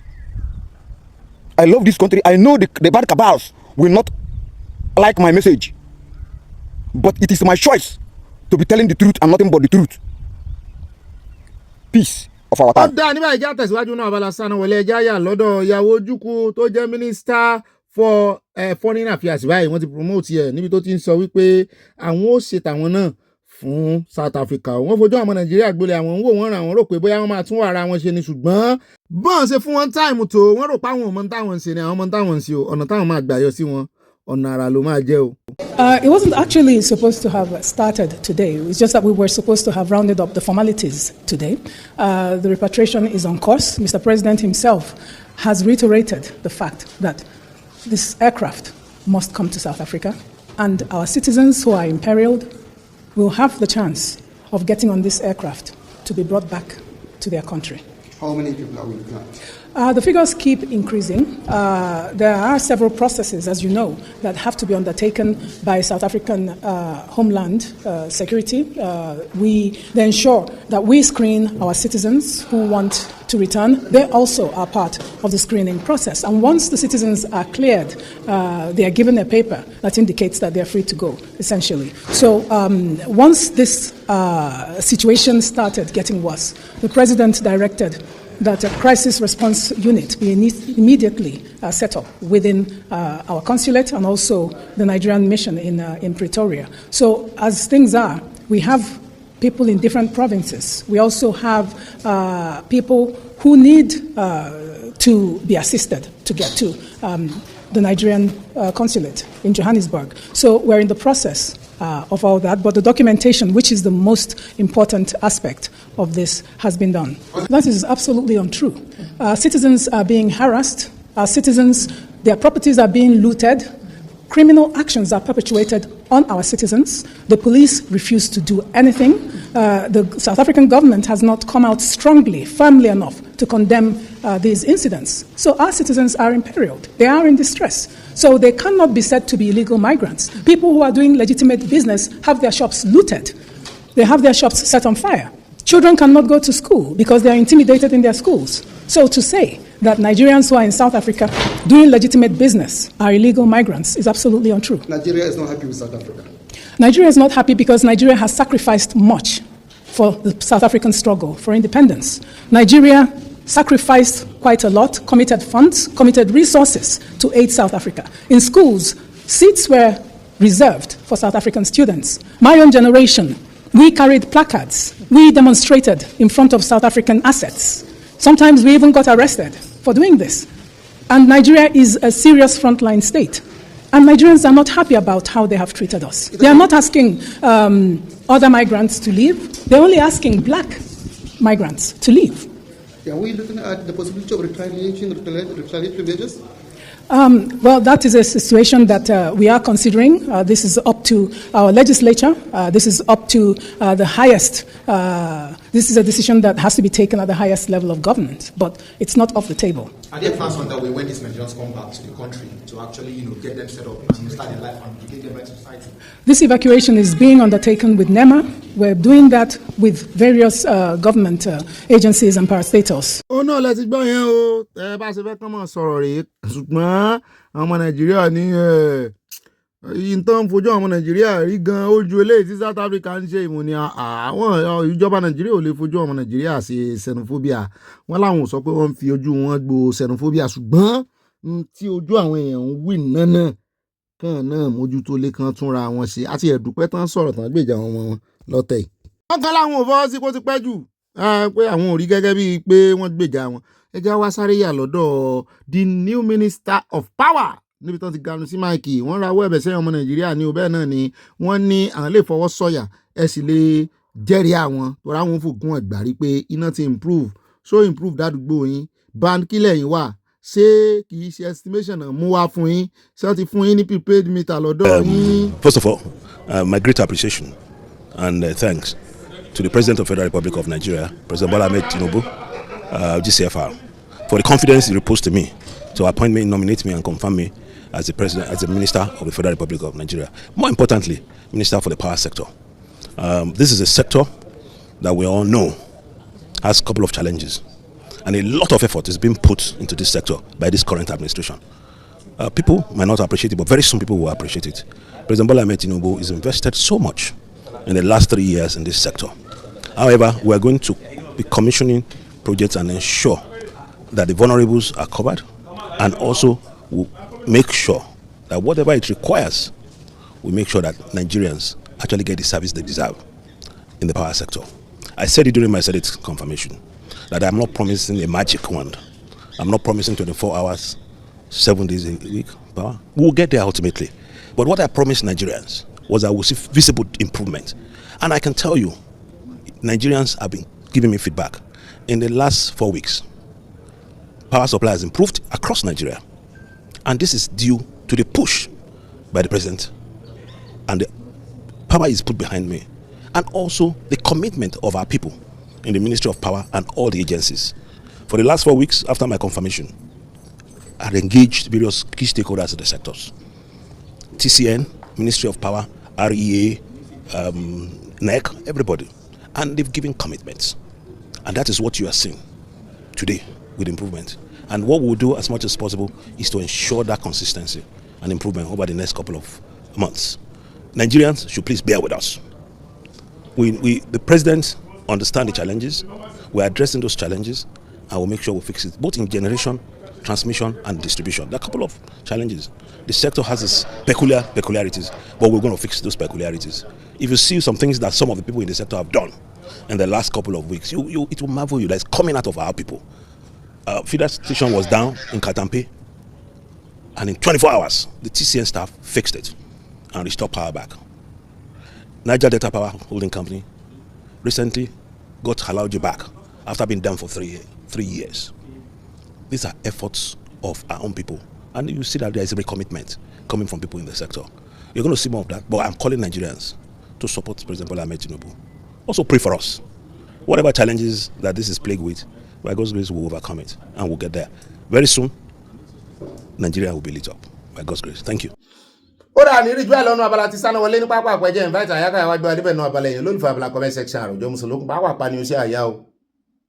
máa tún kí n káàbọ̀ sínú Abala èèyàn lólùfẹ́ Abala comment section mọ́ mi mo dúpẹ́ Táíwò wọn ní bọ́bí mi ọ̀hún ẹ kú iṣẹ́ àtàárọ̀ o ọlọ́run yóò máa bá yín ṣe láṣẹ Èdùmàrè wọ́n ní ẹni ọlọ́run bá ti dá kò ṣeé farawé òun ní bàbá wa Sunday Igboho ọ̀tá ń ṣe lásán ni. àwa tún ráàyè ayọ̀ ní tiwa lọ́sẹ̀ yìí Jésù Olúwa wa àmín ire kabi tí wọ́n tẹ lọ́ọ̀sẹ̀ àti nǹkan panu. Mami Florence Alade wọ́n ní ṣe Yorùbá gbé àpótí ìbò rí ní ilẹ̀ Ìgbò wọ́n ní tí kò gba ọmọ Ebonyi láti gbé àpótí ní Imo ṣé ó yẹ kí Ọ̀kadìgbò wá gbé àpótí ní Lagos Yorùbá ìfura CSI kudos to you Obi àti àyà Ọlọ́run yóò máa darapọ̀ mọ́ yín àmì Oòduà nation no going back níbi tí kò ti sáì fún Sharia wọ́n tẹ̀lé ọ̀sẹ̀ àti nǹkan panu àti Adébáyọ̀ Adédìgbà wọ́n ní how is today work this is Olamide Motors from Kutonu may God continue to protect and guide you amen ẹ mọ̀ ta mọ́tò lọ kájébúgbájẹ. Mami Oyèmí Sàláò wọ́n ní wọ́n róògùn ilé ìṣe o Sunday bí ó ti gòkè odò káfárá tó já wọ́n tẹ̀lé ọ̀rẹ́ pẹ́tẹ́ sí bá mi Sunday Igboho ṣá. At Abiola Oyebade wọ́n ní sincerely and honestly speaking it is not possible for them not to ask for money. Inú báyìí lọ́wọ́ ejò wà o. At Mami Esther Adégbènrò wọ́n ní Bobby bí fẹ́fẹ́ bá fẹ́ nílẹ̀ fẹ́ a kì í jorí mọ̀dò bàbá tún jorí mọ̀dò àwùjọ kóńdó la ò gbọ́dọ̀ lọ bàbá tún wá dá àwùjọ kóńdó bá débẹ̀ àmọ̀ wọn ara ẹni CSI ọ̀nà dà káwọn lọ́tẹ̀ máa yìnbọn jẹ bàbá ń fẹ́ tìyẹ lọ́wọ́lọ́wọ́ ayé mi o orí tó yẹ ń kọ́ wọlé rèé o. Love you loaded, sir. I love you too, mami. Orin tẹ́ fi tíkù mi. Orin dáadáa ni. Bẹ́ẹ̀ náà ni mọ́mí Adésọlá Ládèjì wọn ní ọba mugbómugbó kò sí àṣà mọ́ nílẹ̀ Yorùbá o. Bẹ́ẹ̀ náà ni mọ́mí Stella Ogun Bọ́jò mo rí pọ̀ yín o pọ́pọ́pọ́. Yorùbá nation, Oòduà nation, no going back. God bless Oòduà nation. Wọ́n tẹ lọ́ọ̀ sí a. Mami Yẹmí Gè wọ́n bú sẹ́yìn wọ́n ní mi fẹ́ràn ijó yìí o. Inú rere máa ń jà fún ènìyàn bẹ́ẹ̀ ni. At Dimi FM wọ́n ní àsìkò tí wọ́n ní gbogbo ọjà dàrú tí wọ́n sì wọ gbogbo ọjà tí gbogbo wa di ẹni tí ó ń káwọ́ bó tán tí ọ̀pọ̀lọpọ̀ di atọrọ jẹ the market women and men became beggars. Ó mà ṣe o. Bẹ́ẹ̀ náà ni màmí Mary Odunu yìí tèmi nìkan wọ́n ní bọ́bí mi tòótọ́ mú kí bàbá wa ọlọ́jọ́ ìbí èní o ẹ ṣe púpọ̀ ọdún láyé nínú àlàáfíà ayọ̀ àti ọ̀rọ̀ tó pọ̀ àwọn tí wọ́n ń bínú olóyè Ìgbòho ìjà ìlara ni tí òun tán bọ̀rọ̀ à ń jù wọ́n lọ sí wí lẹ́jọ́ o àwa ti wégele máa wo bẹ́ẹ̀ láti wé báyìí Oòduà nation no going back wọ́n tẹ love sí bá mi Sunday Ìgbòho mọ́ mi yọ yẹ̀yìn bẹ́ẹ̀ náà ni mo padà sọ́dọ̀ mọ́ mi Stella Ogunbàjò wọ́n ní happy birthday to you bàbá wa Adédọ̀tun àṣeyí ṣàmọ́dún igba ọdún kan àlàáfíà tẹ̀mí tọkàn tára wọ́n ní àánú ìdùnnú ayọ̀ Ọlọ́run ajogún rẹ̀ fún yín àti gbogbo èso yín pátápátá mi. àtọmọlára wọn ní ó bọ bí ibà kọ̀ǹfàmù ẹ̀kọ́ tó sẹ́ndì ẹ̀ kudos tó lóye Sunday ọmọ Adéyẹmọ iṣẹ́ rẹ̀ ń tẹ̀síwájú ògo rẹ̀ ò ṣeé gbé pamọ́ òwò kan ṣoṣo àjànàkún tó mi gbó kìjìkìjì wọ́n tẹ lọ́ọ̀sì à láti Canada. Mami Josephine Aláwìyé wọ́n ní abínú ẹni kò lè pa kádàrádà lágbára Elédùmarè Oòduà nation going back by the special power of God ire kàbìtì fún àwa ilé aláyọ̀ àmì àyà tó bí mi ọ̀wọ́n. God will continue to bless your wisdom amen. Appreciate you mami mo gbé kúndùsì fún yín wọ́n tẹ lọ́ọ̀sì àti nǹkan panu bẹ́ẹ̀ náà ni ẹja lọ tààràtààrà sí ọ̀dọ̀ mọ́mí Teresa Òjó wọ́n ní Yorùbá are the problems of themselves Igbo you are 99 steps ahead of your adversaries right on ní capital letter wọ́n kàn lábẹ́ God bless El-Rufai for his objective El-Rufai kọ́ El-Rufai wà lẹ́wọ̀n El-Rufai ò ṣe ní mo ti bá yín ṣe ń jẹ yọ yẹ yín mọ́ mi kò ní yẹ lẹ. Bẹ́ẹ̀ náà ni mọ́mí Mabel Akínbọ̀bọ̀lá wọ́n ní glory be to God that created Igboho to be Yoruba man. He did the job with his intelligence, called the proper trustworthy ones to join himself to carry it out. Àbí wọ́n ní gbogbo ọ̀tá Ìgbòho máa ṣẹ̀sìn gbẹ̀yìn ayé wọn ni. God Almighty will continue to carry you. Sunday Igboho from USA. Mo ti jíṣẹ́ yín màmí o. Bẹ́ẹ̀ náà ni ẹja wa lọ sọ́dọ̀ mọ́mí Grace Olùṣọ́tọ́.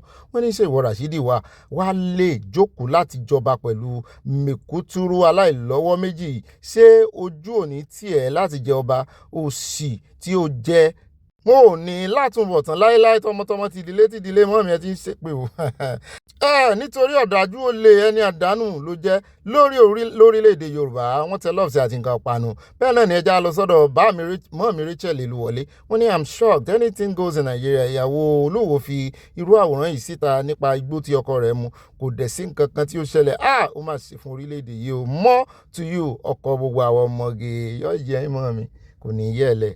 Àyà ń bínú ní mi ò fi strength sí more strength mo ti rí ẹ̀bẹ̀ náà ni Àtàdémọ́lá Samuel wọ́n ní Ìgbòho God bless you wọ́n ní èṣù kò ní bá agbára rẹ jẹ́ alálẹ̀ àmọ́ fún yín ṣe alálẹ̀ náà lè ṣù ẹni Sátánì tí wọ́n bá fún Ìgbòho láàyè wọ́n lè gba gbogbo àwọn tí wọ́n jí gbé ní Ọ̀yọ́ from Providence Rhode Island USA ayọ̀ ní o ayọ̀ rẹpẹtẹ àwọn náà bú sẹ́rìn ayọ̀ bẹ́ẹ̀ náà ni ẹja lọ sọ́dọ̀ mọ́mí Comfort Adélẹ́yẹ wọ́n ní èwo ní Ọ̀nìrìṣà dá ní CSI it's my earnest prayer ẹ wo ní Ọ̀nìrìṣà dá owó jàpọ̀ mọ́ mi wọn ò rí ká. It is my earnest prayer that God will grant him the grace to achieve what he is destined to do for Yoruba land in such a time like this amen. ẹ wá wo ẹ ṣe kọ English tó jágere ẹ wá jẹun Yorùbá pọ̀ bẹ́ẹ̀ náà ni mọ̀mí Lújẹ̀sà Elizabeth oyè ní àwọn ní Ọ̀gbẹ́ni Bobby ìrìà mò ń jẹ́ mọ̀mí ibà kà síwájú kábíyèsí Ọọ̀ni Láńwó tá ń fẹ́ kú wọ́n ní the 3 gummies of Yorùbá land need to be arrested àfà Ògbómọ̀ṣọ́. Mufti Ìwó àtàfà Ọ̀yọ́ CSI your glory shall not covered by these wicked people in Jesus name amen. Wọ́n tẹ love sí bàbá mi Sunday bro from Texas. Mo padà sọ́dọ̀ mọ́mí Mary Odunu ìtẹ̀mí nìkan wọ́n ní òbí ìtẹ̀mí nìkan àtàyà mi tó gbá skiba Riyaz no end Ìgbòho Sunday ọ̀sà èèyàn kan bí ẹgbẹ̀rún ẹni ni òòṣà bàbá gbòòṣà jẹ́ pé ayé bàbá o ẹni tí ó gbowó ẹ̀jẹ̀ lọ́wọ́ agbénipa nǹkan tí ojú ẹ̀ bá rí kó faramọ́ kò sáàyè fún àìṣòdodo nílẹ̀ Yorùbá o no space for sharia in Yorùbá land Ibalayomi ride on jọ màmí àjọ ń lọ ni àjọ ń ride on ni bẹ́ẹ̀ náà ni àti Eunice Falẹ́yẹ mọ́ mi ní jẹ́ bẹ́ẹ̀ wọ́n ní abiyamọ òde ọ̀run má gbàgbé àwọn ọmọ rẹ̀ abiyamọ kì í gbọ́gbé ọmọ rẹ̀ kó má tàtí wèrè o ẹ̀yìn alálẹ̀ níbo lẹ wà Oòduà nation no going back. bẹ́ẹ̀ náà ni mọ́mí Rachel Olúwọlé wọ́n ní ìròyìn àgbáyé ṣe ló dàbí ẹni pé àjọ ń ronú bákan náà nígbà tí mo gbọ́ ọ̀rọ̀ tíṣà manipulation burúkú ni mo rò pé àwọn sponsors ti wọ́n wọn nítorí pé ọ̀pọ̀lọpọ̀ wọ́n ti lọ́ ọ̀rọ̀ sàríà mọ́ àwọn wèrè alákatakítí tó kégbe sàríà lọ́rùn bẹ́ẹ̀ ni torí ẹ̀ náà ṣe wá ń wò pé kàn mọ́ mo mọ́ ń ta wọn kàn fà wọ́n lẹ̀ ń gbòòrò àwọn ti gbòòrò àwọn bandit gbòòrò wọ́n tanra wọn. bẹ́ẹ̀ náà ni @YTV lórí ọ̀dọ́ wọn ní ọ̀rọ̀ àwọn ènìyàn wa ní Ògbómọ̀ṣọ́ tó wà ní ìgbèkùn agbésùmọ̀mí wọn gbomijé lójú mi nígbà gbogbo. Olúwa ọba jọ̀wọ́ ọba wa tú wọn sílẹ̀ lálàáfíà àmín. bẹ́ẹ̀ náà ni ẹja sáré dé ọ̀dọ̀ mọ́mì tó iná rì wọ́n ní ó yẹ kán pabọ́ ìyẹn ní ìbọn lódì bí òkú èèyàn abẹ́ẹ̀ rí ara bí wọ́n ṣe máa ń kó pamọ́ nìyẹn o tán wàá máa fi ṣọṣẹ́. bá mi Kẹ́hìndé Òsè ní Sàlímù ọmọ wo lódò ọba ọmọ àtẹnigbọrọ ọmọ àtẹnigbọrẹ wọn ní ẹ̀ka lẹ́sà o bàbá mi Ọ̀gbẹ́ni Bobby ẹ̀kú iṣẹ́ takuntakun sa o ẹ̀mí yín yóò gùn lágbára gbogbo àwọn alálẹ̀ àmì àti tẹ̀yìn náà o ilẹ̀ Yorùbá pátápátá tí ẹbí tara yín náà àmì àti tẹ̀yìn náà ṣẹ́gun. Evangelist Dorcas jáde sọ́lá mo ti dọ́dọ̀ yín mà wọ́n ní ẹ bá wa pé ìjọba kí wọ́n jẹ́ ká mọ ẹni tó parọ́ nínú àwọn àti ajínigbé ìjọba ẹ lọ gba àwọn ará ìlú sílẹ̀. Florence Ọlábísí màámi ní God bless you and your family Ọ̀gbẹ́ni Bobby àmì o irọ́ ni àwọn bandits yìí pa ohun tí wọ́n ní kí principal yẹn sọ òun náà ló sọ iṣẹ́ àwọn Ayatollah Nàìjíríà nìyẹn ṣùgbọ́n lórúkọ Jésù ikú gbóná gbogbo àwọn Ayatollah yìí máa kú ọmọ Yorùbá Iléyá àṣẹ wàá. Mọ́mí Comfort Adélẹ́yìn wọ́n ní wọn ó bí may the Lord help us are we sure they are not dictating to her under duress bẹ́ẹ̀ ni bó ṣe rí nìyẹn. @YTV olórí ọ̀dọ́ wọn ní Ọ̀gbẹ́ni Bobby tiwa ikú ètò gbé wa débẹ̀ tó ní the current ugly and agonizing events in Nigeria have left me deeply frustrated and disillusioned. How did Nigeria get to this low level? Mami Abolanle Ogundọlá mo ti dọ́dọ̀ ìmúrẹ́rìn músẹ́ wọ́n ní what do you expect from that principal? Are these people not under heaven? Release the criminals. There's something behind these things. Lord, expose the evildoers. Love from Amadola will love you plenty. Wọ́n tẹ̀síwájú wọn ní kò ní dáa fún àwọn tó wà nídìí 110 billion naira nígbà tí ebi ń pa àwọn ọmọ ìlú kò rojú bẹ́ẹ̀ ni kò ráàyè fẹ́ ra bullet proof ìkànnì lágbára Ọlọ́run ẹ̀ kò ní nísinmi ẹ̀mí wọn kọ́ ni ó lò wọ́n tó yẹn inú ìlú bàjẹ́ ẹ̀ tún ṣe love from Amadola Mami Grace Olùṣòtọ́ wọn ní ìjọba Nàìjíríà wọn mọ nǹkan tí wọ́n ń ṣe tí wọ́n bá fẹ́ kí a gba sàríà ní tipátipá kò ní lè wọ̀ rárá tí ìjọba Nàìjíríà ń bá lọ gba sàríà wọlé sínú ìlú kò ní ṣe ṣe o a kò fẹ́ sàríà nílùú wa Yorùbá nation going back. bẹ́ẹ̀ náà ni ẹja lọ sọ́dọ̀ mọ́mí Stella Odile wọn ni happy birthday Mr. Ojo Rufus many happy returns àlàáfíà ẹ̀mí gígùn àbáyín gbé o wọ́n tẹ lọ́ọ̀bù sí wọ́n ní deliver kéèkì yín o. Alhaja Modina Solomon wọ́n ní wọn ò ní dúró wò tán bẹ́ẹ̀ ni o. Agnes Ọ̀ṣadé mọ́mí ni Bobby mi ọ̀wọ́n ìbàjẹ́ ènìyàn kò dáṣẹ́ Olúwa dúró ojúmọ́ àti gbogbo wọn ire kàbìtì wọn tẹ lọ́ọ̀bù sí àti nǹkan ìpanu mọ́mí ẹ̀gbọ̀pọ̀ lọ́wọ́ mi o. Rẹ́mi Yékan Trump bàbá mi dáadáa wọn ní Ọ̀gbẹ́ni Bobby when insurgents last more than 24 hours your government has a hand in it general Nigeria worse than you left it Abacha died June 8, 1998 adieu General Abacha God bless America ǹjẹ́ ìgbà Abacha gan kò ti túra ju ìgbà yìí lọ báyìí. bẹ́ẹ̀ náà ni ẹja wa lọ tààràtàrà sọ̀rọ̀ mọ́ mi Yẹmí Ìgè wọ́n ní ọ̀rọ̀ yìí lágbára wàdúrà mi ni pé kí Ọlọ́run fúnra rẹ̀ nínú àánú rẹ̀ kó bá wa túṣu désàlẹ̀ kókó lórí gbogbo wàhálà yìí kí àṣírí tú dé orísun àwọn oníbọ̀dé. Mrs. C Power wọ́n ní a lot of bandits are many in the public in that Nigeria. Who is going to pity you? You face the consequences of your actions for taking the 100,000, the blood money. You need to pay for your action of taking of that blood money because you are the same with the bandits. And to gbowó lórí live show wọn. Comfort Demokun wọ́n ní Ọ̀gbẹ́ni Bobby ọ̀rọ̀ yìí kò yé mi o pírẹsidẹ́ǹtì wọ́n approve ìró ẹkùn fún Ìgbòho kí wọ́n lọ tú àwọn èèyàn wa sílẹ̀ kí ló dé tí Ṣèyí Mákindé ṣe stop rẹ̀ ẹ jọ̀ọ́ ẹ jẹ́ kí apáàtì òyìnbó mo rí ń bẹ̀ wọ́ síta kí á gbà wọ́n àwọn ọmọ aláìṣẹ̀ sílẹ̀ bẹ́ẹ̀ náà ni ẹja lọ sí ọ̀dọ̀ mọ́mí Adésọlá Ọládèjì wọ́n ní ìpèníjà wọn àbí àṣàsí Fúlàní ló mú wọn ìyàn ní ẹjọ́ sá ìjiyàn sá náà ni o. Mọ́ọ̀mí olórí láàfin ọba olórí Sadé ló tún wọ́n ní òbí ayọ̀ ní ayọ̀ rẹpẹtẹ abẹ́ àwọn gómìnà Ọ̀yọ́ àti Ọ̀ṣun state kí wọ́n bá wa arrest àwọn gúnmí ilẹ̀ Yorùbá Olúwo mufti oníbẹ̀lẹ́nu ìmáàmù Ògbómọ̀ṣọ́ àti àwọn ti Ìbàdàn tí wọ́n fẹ́ da omi àlàáfíà ilẹ̀ Yorùbá rú o kí alálẹ̀ ilẹ̀ Yorùbá ń gbogbo wọn ní kíákíá no sharia law in Yorùbá land Oòduà nation no going back ire ore kàbìtì wọ́n tẹ lọ́ọ̀sẹ̀ àti nǹkan ọ̀pánu múríkà méjì bìtì bàbá mi ṣèjàwó lọ́wọ́. Àtikúnlébélò bá mi ní Bobby ibà lúwégbó of èmi ò lúwégbó olúwé máa wé olú ẹ̀mẹ́ntẹ́ ń bá wí ni ẹ̀mí àlẹ́ ń bá wí kì í ṣe mi o. Ìwó kò ní lẹ́kùn bẹ́ẹ̀ ni kò ní kọ́kọ́rọ́ ìbàgé wọn lẹ́ẹ̀kan náà ọwọ́ bá mi irú àwọn ìyòwò lè wá fún mi báyìí. Máàmí Michael Junior mo ti dẹ́rọ̀ yín wọ́n ní èmi ní tó yàn Michael lọ́sọ̀nà náà hallelujah láti sùúrù lérè ibà gbọ́n má bí wọ́n mú un jẹ́ wọ́n ní ṣe bí nǹkan tí Sunday Igboho jà fún nìyẹn. Wọ́n jábàlẹ̀ àwọn ọmọ ọlọ́mọ kò sí àwọn obìnrin tí wọ́n gbé tí wọn ò bá sún ẹgbàgbé wọn kàn lè délé sọ ni. Àtàbí ọlọ́yẹ bá dé wọn ní àwọn ọlọ́pàá ti bà ilẹ̀ jẹ́ tipẹ́tipẹ́ wọ ọlọ́pàá will turn back against whistleblowers beside what is the work of the CID ọ̀tẹlẹ̀múyẹ́. At Ọlọ́ládé Adéyẹmọ wọ́n ní ọ̀fọ̀ Sunday Igboho kò lè dùn létí àwọn ọ̀tá ẹ̀ wọ́n ní pàápàá jùlọ ìjọba Ṣèyí Mákindé ẹ jẹ́ kí Ṣèyí kúrò ní ọ́fíìsì tán òun fún ara ẹ̀ àmọ́ pé ayé yìí fún ìgbà díẹ̀ ni. Mo rò pé ọ̀rọ̀ náà fẹ́ kọ́ mẹ́rin kì í sọ̀fọ̀ bẹ́ẹ̀ náà ni mọ́mí unique baby girl wọ́n ní Mákindé yóò ní ẹ̀mí Ọlọ́run rárá o ó nírọ́ wọ́n ní owó tán gbé fún un nígbà àdó olóró nìbàdàn kọ́ kó lọ gbé fún wọn ó lè rárá ìka ìdáná human feelings àtọ̀ mọ́ mi sọ̀rọ̀ sí o bẹ́ẹ̀ náà ni ẹja lọ sọ̀rọ̀ mọ́ mi ló fún Kẹ́bàjìmọ́lù news wọ́n ní Bobby Ọlọ́run gba ọwọ́ Ìgbòho láti fún àwọn ọlọ́pàá tó wá sí Ọ̀yọ́ for a special duty from Abuja láti jẹ́ kí CP Ọ̀yọ́ ṣe àṣeparí àti mú àwọn ajínigbé Adélábù sister mọ́ mi kò rí bẹ́ẹ̀ o wọ́n mú lé wọn lọ́wọ́ ni o kì í ṣe pé wọ́n fún wọn ní intelligence o bẹ́ẹ̀ ni o mo ti bá mi sọ wọ́n mú lé wọn lọ́wọ́ ni ẹ fọ̀rọ̀ lẹ́wọ̀ oníyànjú yóò tú síta nǹkan bò bẹ́ẹ̀ náà ni ẹja lọ sọ́dọ̀ bá mi Adébẹ̀rọ̀ Kẹ́hìndé wọ́n ní olóyè Sunday Igboho ló fún àwọn ọlọ́pàá ní intel tí wọ́n fi rí àwọn ajínigbé Ìbàdàn yẹn mú bẹ́ẹ̀ padà sọ́dọ̀ ọmọ mi Michael Junior wọ́n ní èmi ní tó yàn Michael lọ́sọ̀nà náà hallelujah láti sùúrù lérè ìbàgbọ́n má bí wọ́n ṣe rí Olúwo kò gbànú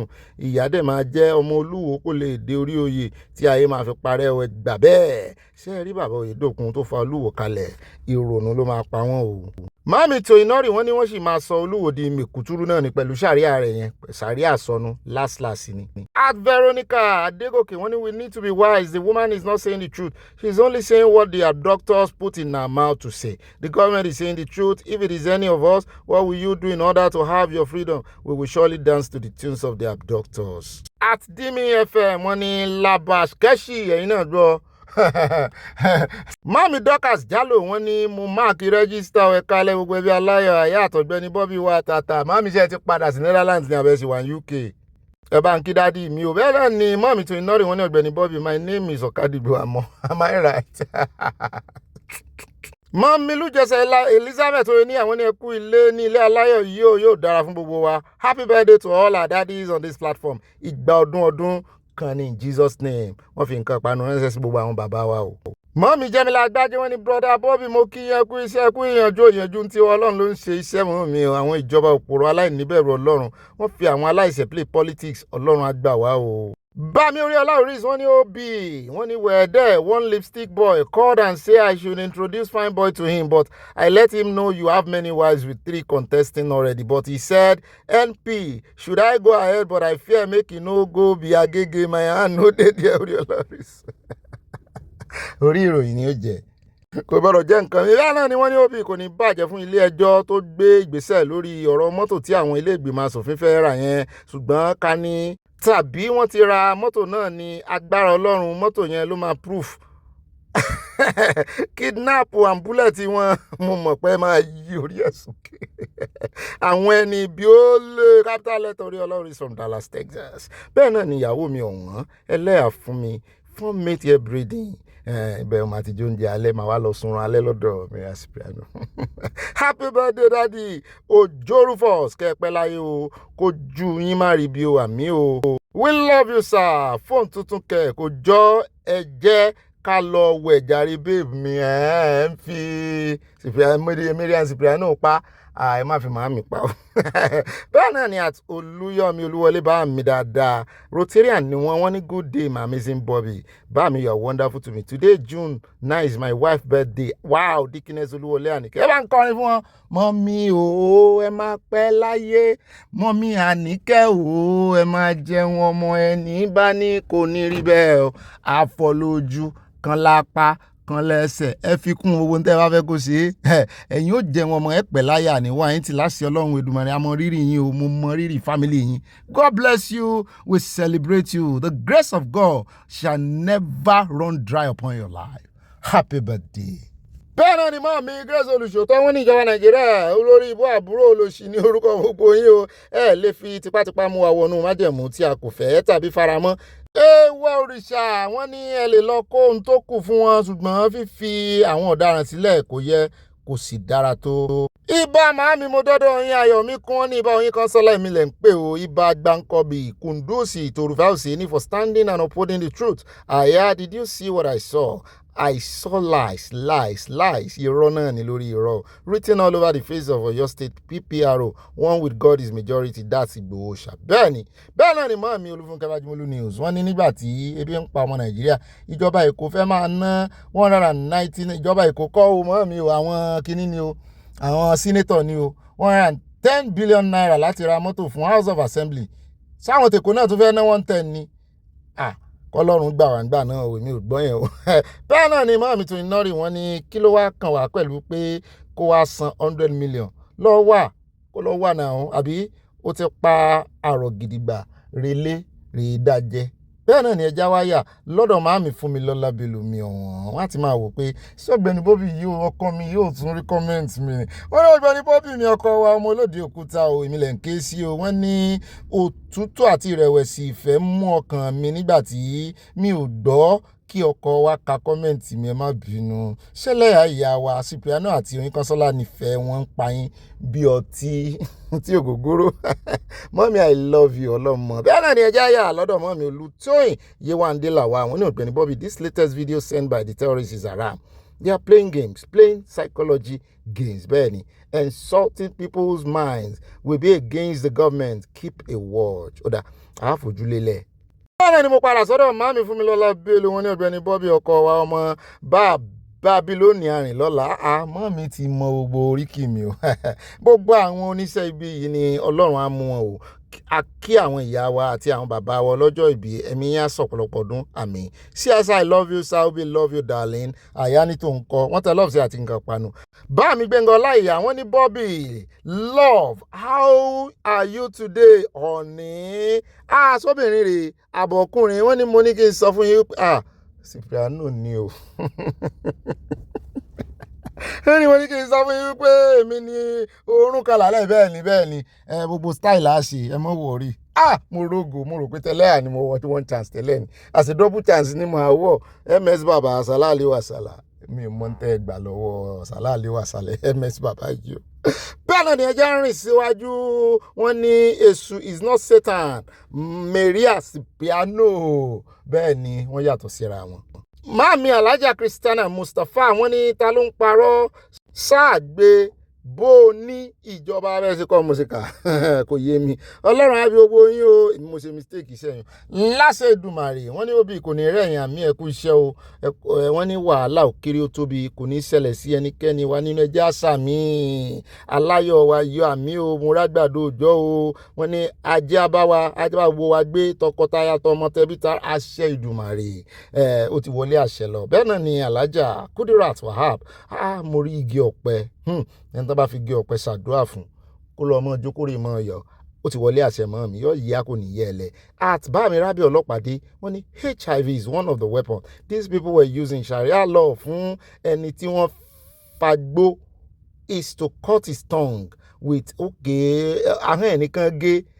Don't blame the police officers for their activities and their comments. They need to protect their job. Ìyẹn nìkan wá mọ́sòótọ́. Mọ́mí àná sùn mórí pọ̀ yín o. Ó tẹ́ mi lọ́rùn gan-an àsìkò tó bá mi ń lé. Oòduà nation no going back no Sharia in Yoruba land at all. Oòduà nation no going back. Màámi mo súnmọ́lá olúwo tèmi nìkan wọn ní Ọ̀gbẹ́ni Bobby tèmi nìkan ẹ̀kọ́ ọjọ́ mẹ́ta o ọwọ́ mi kún díẹ̀ ṣùgbọ́n mo wà pẹ̀lú yín mo mọ̀ nínú ẹ̀mí ẹ bá mi kí bàbá wa òkè ńlá o ẹ kú ọdún ṣàṣeyí sàmọ́dún ẹ ṣe púpọ̀ bá mi Rufus náà sí o ìyàwó mọ́ mi ìyàwó Rotarian náà dádì wa náà sí o. Bàbá wa ò ní ilé ìfẹ́ kú iṣẹ́ o bàbá ẹgbẹ́ wọn ní ìgbé ní kíákíá wọ́n tẹ lọ́ọ̀fù sí àti nǹkan panu mo rí ọ̀pọ̀ òyìnbó kí ni mò ń kà náà. Bẹ́ẹ̀ náà ni ẹja lọ sọ̀rọ̀ bá mi Rábì Ọlọ́pàdé wọ́n ní Ọ̀gbẹ́ni Bobby forget about your grammatical errors it is your mother's tongue people are enjoying your program worldwide abẹ́ ẹ̀rọ Ọlọ́run mo dúpẹ́ lọ́wọ́ Ọlọ́run mo dá ògo ọpẹ́ padà fún o kì í ṣe mi wọn mọ nǹkan kan ń parẹ́ Ọlọ́run ni ò bẹ́ẹ̀ náà ni àti Esther Adégbènrò wọ́n ní Ọ̀gbẹ́ni Bobby ọkọ yín kan sọ́lá ọkọ gbogbo àwọn sweetie ìdílé aláyọ̀ yẹ kú iṣẹ́ ìlú àdúrà yín á gbà lórí gbogbo àdáwọ́lé yín àṣẹ Ìdùmarè ṣé arákùnrin tó gba owó lọ́wọ́ àwọn agbésùmọ̀mí yẹn kò lè san owó fún wọn padà àsanlẹ̀ ẹ bá rí iye tán ní ó mú wá tàbí kí bandit pa ẹ ti yọ̀ǹda rẹ̀ ìkúlẹ̀ ẹ̀sẹ̀ wọ́n tẹ lọ́ọ̀sì àti nǹkan panu ẹja rọ́dọ̀ mọ́ mi Teresa Òjó wọ́n ní this spokesman is a moron he couldn't give any intelligence and coherent explanation.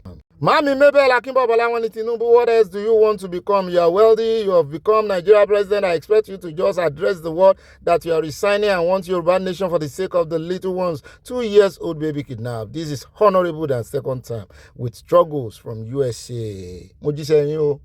Ẹlẹ́àmì ọ̀wọ̀n I love you baby wọ́n ní èmi ní àkọ́kọ́ lónìí bẹ́ẹ̀ ni o ẹ̀ka alẹ́ gbogbo ilé aláyọ̀ ẹ wá wo ọkọ̀ ayọ̀ o I love you so much ọkọ mi ọ̀fà àìsàn kò ní bá yẹn àṣẹ Ìdùmarè kò ní bá kankan nù wá o yes o love you babe abẹ́wà ríbi tí YouTube wá gbé comment number 1 sí. Mami Abolanle Ogundola wọ́n ní welcome Obi and Aya my love happy Monday to you Ogunile Ogunlode Ọlọ́run gbà wá o good day to you family wọn kí gbogbo wa love from Mama Dollar mo rí kéèkì rẹpẹtẹ lóríṣiríṣi àti wine mi ò gbúrò Mami Victoria Badejo bẹ́ẹ̀ náà ni ibà Mami kọ́mẹ̀ntì yẹn ẹyọ kan ni mo rí o arógo lọ́wọ́ YouTube. ṣé òun wá kí yín káàbọ̀ padà ṣe gbádùn ara yín náà abala comment section àyà náà gbóhùn yín òkè dáadáa èmi náà gbádùn yín mò ń gbọ́ bí mo fi kíní ṣe títí mo ti ń gbọ́ yín bí ní ẹ wá jókòó déédéé ẹ jókòó dáadáa ẹ wá nǹkan tẹ́ mọ̀ sọ̀rọ̀ àjìjà àti nǹkan tẹ́ mọ̀ fi panu àti bọ́ bá dilẹ̀ bó bá dénú yín báyìí báyìí ẹ bá pín fáwọn olólùfẹ́ yín káwá mọ̀ wálẹ̀ jìn lórí gbogbo ìròyìn tá a ti mẹ́nubà alákọ̀ọ́kọ́ ẹja kọ́kọ́ bẹ̀rẹ̀ láti ọ̀dọ̀ ẹ ti máa pín ọyẹ ń kò nìyẹn ẹja bẹ̀rẹ̀ látọ̀dọ̀ ẹ̀ka fún update lórí ti àwọn ọlọ́pàá tí wọ́n pa ọmọ yìí ní ìjọ́sí wọ́n ní Delta wọ́n ti fún ìyá rẹ̀ nílé àwọn ṣọ́ọ̀ṣì wọ́n ti fún ìyá rẹ̀ nílé wọ́n ní police arrest 4 suspects linked to the gun fund on upcoming artist extrajudicial tí wọ́n pa boy yẹn wọ́n ní wọ́n ti arrest àwọn 4 báyìí kì í ṣàwọn ọlọ́pàá nìkan o the Delta State Police Command wọ́n ní ọwọ́ ti bá àwọn afurasí ọ̀daràn 4 tí àwọn náà lọ́wọ́ nínú ìbọn tí wọ́n bá lọ́wọ́ ọmọ wọn ti ní artist ni pé upcoming artist ń kọrin ni ọkàn tí blow ni Ọ̀gẹ̀nẹ̀mẹ̀ Ògidì tí wọ́n pa lọ́nà àìtọ́ ní Ìfúrun Nwíé àbí Uvie local government area ní April 26 nínú àtẹ̀jáde tán fi léde o ìyẹn agbẹnusọ wọn bẹ̀ látẹnu Commissioner of Police CP Yemi Oyeniyi wọ́n ní following a detailed investigation on May 1st wọ́n ní àwọn afurasí 4 tí wọ́n ń ṣiṣẹ́ kánmọ́ rọ́ọ̀nù ìbọn fẹ́ tàbọn àbọ̀ fẹ́ lọ lo ìbọn wá rẹ̀ǹtì ẹ̀ sẹ́wọ̀n kan ní ìbọn náà bá nínú invoice ìbọn yẹn wọ́n ní ọwọ́ ti bá wọn 4 o. wọ́n ní 4 suspects who are part of the syndicate namely Emmanuel Chukwuemeka Clifford Boloyelefa Amadi Prince Will Amadi Felix Chiweke were arrested. He mentioned that the suspects were arrested in Bayelsa and Imo State respectively after a painstaking investigation and intelligence-led operations carried out by operatives of the command. The 4th suspect, Emmanuel Chukwuemeka, was arrested in Bayelsa on 4th of May 2026 alongside his friend and roommate whose phones he used as a means of communication to purchase ìbọn láti ra ìbọn yẹn. Emmanuel revealed that he bought the ìbọn from the Amadi Prince Will. Olóyìn ọwọ́ Amadi Prince Will ló ń ti ra ìbọn yìí o wípé 290,000 naira ló ń rà o. Ó ní òun wá tà fún Desmond tí òun sì ń fẹsẹ̀ fẹ́ báyìí wọ́n ti rí mú o. For the sum of 300 òun jèrè for the sum of 380 ó jèrè 90,000 who in turn will bill it to Efurun and contacted Ọ̀gẹ̀nẹ̀mẹ̀ Ògidì now tó ti kú báyìí láti lọ gba ìbọn náà kó sì mú lọ sí Sápẹ́lẹ́ Following the confession of Emmanuel Chukwuemeka, the second suspect, Amadi Princeway, was trailed and arrested in Imo State on 15th on May. Lọ́sùn tó kọjá náà ni. Wọ́n ní upon the arrest of Amadi Princeway and on interrogation, he stated that he bought the ìbọn from Amadi Felix for the sum of 200,000 naira. Consequently, Amadi Felix was trailed and arrested. Ewo biti tí ń bọ̀ 200 ni ó bá dé lọ́dọ̀ ibi tó ti rà káwá wo ibi tí yẹn náà ó ti rí tọ́wọ́ bàbá. Felix was trailed and arrested in Owerri, Imo State on 16 May 2026, the CP said. The police chief added that all suspects who are members of Black Axe confraternity will be charged to court upon completion of his investigation while manhunt for the other suspects. Running syndicate, namely Emmanuel Chukwuemeka, Clifford Bole-Lefa, Amadi Princeway, Amadi Felix Chibuke have been arrested. The suspects were arrested in Bayelsa and Imo State, respectively. All suspects are members of a Black Axe confraternity. Those suspects arrested, that is those who, in respect of gun running, all have something to do with the gun, and they will be charged to call for the gun running. The case file is presently with the Attorney General of the Delta State, and the date for the hearing is fixed. I sold the gun to Desmond because he told me he needed it for security reasons. After that, he came to my house unannounced, telling me that the police were looking for him. So I told him to leave the house, that it was not a good place for him at that particular time. When we found out online that Ogbeni got shot by the police because of the same gun. Àṣírí tí ń tú ajẹ́pọ̀mọ yẹn náà èmi ò ní sàn kankan jẹ́ kán parí investigation wọ́n sà ní ọwọ́ ti ba ibi tí wọ́n ti wá wọ́n ti mú ṣọ́ọ̀ṣì ẹ̀ báyìí wọ́n ti rí wọn. Ẹ jẹ́ wá lọ tààràtàrà tó ọlọ́pàá bá fẹ́ ṣiṣẹ́ wọn ṣe. Ẹ jẹ́ wá yà lọ́dọ̀ Peter Obi níbi tá a ti gbọ́ tó sọ wípé ẹ yé fírèmù ethnicity wípé ẹ yé pé Fúlàní lọ́daràn. Ó ní as an Igbo man, I have endured stereotypes, judgment, and labeling solely based on my ethnic origins. This is not an isolated Igbo experience. Most Nigerians have, at some point, been reduced to their ethnicity rather than recognized for their true character. I understand the pain of the ordinary Fulani man, today often unfairly judged by the actions of criminals he does not support, has never met, or who are not representative of his people. Even in America, such unjust labeling fueled the civil rights movement and prompted Martin Luther King Jr. to declare that people should be judged by their content of their character and not the color of their skin. Every Nigerian ethnic group is known for its true, unique traditions, occupations, skills, and strengths. Crime, however, has no ethnicity. A thief is a thief. A terrorist is a terrorist. A kidnapper is a kidnapper. They are bad actors, not representative of any people. They must be identified, arrested, and punished according to the law. We must decisively abandon the dangerous practice of blaming entire ethnic group for the actions of a few criminals. It is unjust, it breeds hatred, and it damages our national unity.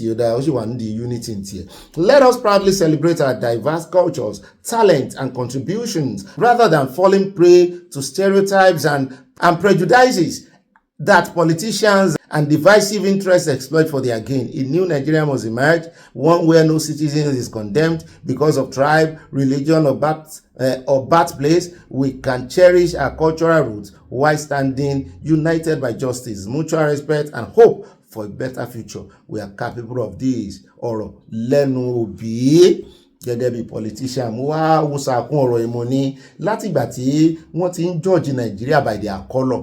Tó yẹ pé bó bá fẹ́ rìnrìn àjò tó bá ti rí green passport tó ti green lọ́wọ́ rẹ̀ wọ́n ti mọ category tán fi ọ sí already. Ìwọ ò ṣe sọ fáwọn tán ń judge Nàìjíríà pé kì í ṣe àìdá sí bí gọ́ọ̀mẹ̀ntì lọ́ mọ́ bú gbogbo ìgbà gọ́ọ̀mẹ̀ntì ló bí mọ́ ta sí pé gọ́ọ̀mẹ̀ntì ló fà. Ìwọ ò ṣe báwọn yẹn sọ̀rọ̀ so n tó wá mú ọmọ bú gọ́ọ̀mẹ̀ntì àwọn tí wọ́n ń ṣàìdá iná ló yẹ kó owó ṣùgbọ́n àwọn àmọ́ òjé rẹ̀ a mọ̀ pé ìwọ náà ó ti ń ṣe bí politician tiẹ̀ ní tẹ́lẹ̀ ṣe kọ́rọ̀ rẹ̀ jẹ́ ó ní ẹyẹ gbogbo àwọn Fúlàní mọ́ o àmọ́ sí nǹkan ó sì ń bọ̀ wá tún Nàìjíríà sí gbẹ̀wùdá ní ẹyin Fúlàní lélẹ̀ máa jẹ Ọlọ́run ọba. Ẹjẹ́ àtẹ̀wájú àròjọ́ musolókun ẹjẹ́ àyà lọ́dọ̀ Minister of Finance lọ́dọ̀ èmi ò rí state inú kan wọ́n ní the federal government has processed payment exceeding 700 billion in verified obligations owed to local contractors over the past few months, including 436.6 billion disbursed in May alone as part of the efforts to clear long-standing debts and boost economic activity. Pé ẹyẹ bú àwọn gbogbo ẹ̀yin politician, gbogbo ẹ̀yin opposition, àtẹ̀yin tí wọ́n ránṣẹ́ tẹ́ wá ń bú olódòdó pé wọ́n jẹ gbèsè, wọ́n náà ti ń san. The Federal Ministry of Finance disclosed this in a statement issued on Monday by its Director of Information and Public Relations, Efe Uvuaporie, noting that payment had also been approved for more than 1,240 contractors across various ministries, departments and agencies. Wọ́n ní kí gbogbo yín wá mọ̀ gbà ó, ẹ mọ̀ fi dùn wọ́n o. Wọ́n ní according to the ministry, the approval were granted by the Minister of Finance and Coordinating Minister of the Economy. Mi wọ́n tó fi state sí, kò sí state ńbẹ̀. Minister of Finance ni Minister of Finance ǹjẹ́ Taiwo Idele following verification and reconciliation exercise to ensure that only duly validated claims qualified for payment. The ministry The ministry said the latest disbursement represented a major step forwards towards addressing inherited payment obligations, particularly those affecting indigenous businesses and small and medium-sized enterprises. It stated the Federal Ministry of Finance has approved payment to more than 1,240 contractors, providing immediate liquidity support to businesses across the country and reinforcing the federal government's commitment to meeting its financial obligations. Contractors should go and collect their money. Prioritized for payment in the most recent batch are those with verified claims in the region of 100 million or less. The release of funds is expected to provide immediate relief to hundreds of businesses, enabling them to return to project site, pay workers, settle suppliers, meet financial commitment. Over the past few months, the federal government has processed payment. Lọ́rọ̀ kan, wọ́n náà ti process yẹn, ṣùgbọ́n wọ́n ní ókú nìbọn ró. Our money we need government. What if it is government? Yahoo Yahoo government. What if it is government? Yahoo Yahoo government. What if it is government? I'm talking to you. 2024 debts has not been clear. I'm not talking of 2025. We're looking at 2026. Abba, please, the government should be responsive. It's a total disappointment. And let me also say this: those days we stay in our offices. After completion of your project, you get your alerts. We don't even follow up. We don't have any interface with the agencies or whoever. But these days, your shoes will be filled up, going on through following up payment. I don't think that most of our, unfortunately, we have lost some of our members. Some of our members have lost businesses. The other day, now they're even saying, okay, now let's even say it now. It's an aberration. They say pay until you have fund. Most of these jobs are awarded on the pretend that there is fund. Many have avoided this job. It did not show that government has also defined its own sort of obligation. Do you understand? Award job when there is fund. The same process was so you made this law, you are now abiding to this laws. This one can you imagine for 2 years now, 3 years now. Contractors have finished their job. We only not even demanding our money. As much people have preparation for this. It's so unfortunate. Your name again, sir? Yeah, Idu Kingsley, Honorable Kingsley Idu. Yes. Even there's one of our members here that his property was collected from him on Thursday last week. And many of us here are passing through the same thing. Went to bed. Went to bed in the commissioner of police is aware in police command. Yes. Politics, money. We are seeing it as politics because before APC convention, they released sensible funds to the National Assembly because of the convention. So which means we have been using so they have been using politics to do with contractors. And we are not politicians. We are investors. We have borrowed from different banks, financial institutions, private loaners to execute this project, and they are taking the glory while we are suffering. So now you are denying the payment. The press statement, they say approved. They didn't say pay, so they've not paid. 40 trillion naira. Not 40 trillion. 40 billion. 40 billion. Yes, approved. This is what approved. Not paid. Surprised today on social media we saw 700 claiming that they've given 700 to local contractors. So 700 billion. Where is the money? We also see the 40 billion must drop in all beneficiaries' accounts. The next one, it should be there are certain ministries like Minister of Sports, Agric, and some other ones. Minister of Health, no warrant, and they are using that warrant. They are using that warrant as a tactic to deny contractors payments. Because when they say they don't release warrant, which means you have to wait till they release warrant. Who will release the warrant? It's still the same Minister of Finance. So why are they playing with us? So we are getting that. We will occupy this place until all payments, all agreements is reached. Thank you. And Phil, they promise they will tell you we are going to pay, don't worry, go and check your bank. Nothing has been paid till now. And we came out this morning because of the first news we had of 700 billion naira to be paid, approved, in which we have submitted even up to 40 billion, they have not yet paid. So why you mentioning 700 billion? Why you paid 740 billion and said you have already paid 700 billion? That is why we are here to even first counter. One naira have not been seen. Okay, so 700 billion. So right now we are here to demand for what belongs to us. They have made promises that they have paid. We have not seen an act. So that is why we are here. ẹ rí pé lè lágbára o, kàyéfì ni ìjọba tó fẹ́ kí àwọn ọmọ nàìjíríà believe àwọn mò ń gbọ́ lẹ́nu ọlọ́pàá PRO wọn ní ọ̀yọ́ lánàá tó ní káwọn ọmọ nàìjíríà mọ̀ believe àwọn abẹ́ rí báyìí wípé sáṣẹ́ believe sá ẹlẹ́ẹ̀ ti sanwó 40 billion ẹ sì ń jẹ àwọn òṣìṣẹ́ àwọn contractors congelator ẹ fún wọn ẹ wá ń sọ̀rọ̀ 700 billion kan ní ìsìnkú ẹ tún ti release ẹ ti approve ẹ ọjọ́ wo lẹ fẹ́ san ìrọ́pọ̀.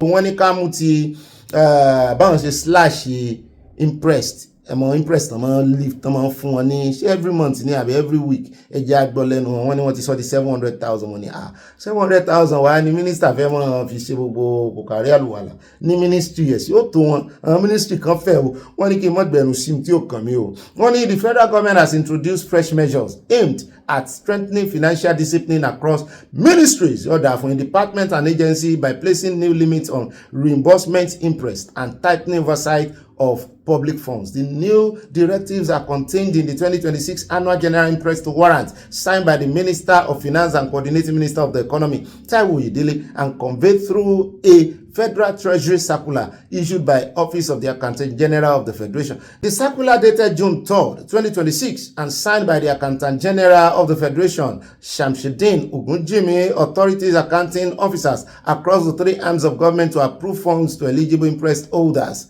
while setting clear spending thresholds and compliance requirements. Pé wọ́n lè gbàjú 700 lọ ṣùgbọ́n àwọn tó bá jẹ́ permanent secretaries and directors general wọ́n ní àwọn yẹn náà limit wọn ò ju 500,000 wọ́n ní wọ́n lè gbàjú 700,000 lọ láwọn ministers impress náà gbọ́dọ̀ mọ̀ rèsì fún wọn nù ṣùgbọ́n àwọn tó jẹ́ directors permanent secretary PM wọ́n láwọn yẹn 500,000 bẹ́ẹ̀ náà ni wọ́n ní àwọn kan directors and heads of departments will be entitled to 300,000 while heads of formation in state and other authorities, impress holders will have a ceiling of 100,000. The Office of the Accountant General said the move was in line with the provisions of Financial Regulation 1003 and forms part of efforts to ensure accountability. Lọ́rọ̀ kan wọ́n ní kò sí ìnàkúnà mọ́, kò sí yànfùyànfù mọ́, kò sí bùjẹ́bùdànù mọ́ ní ministry.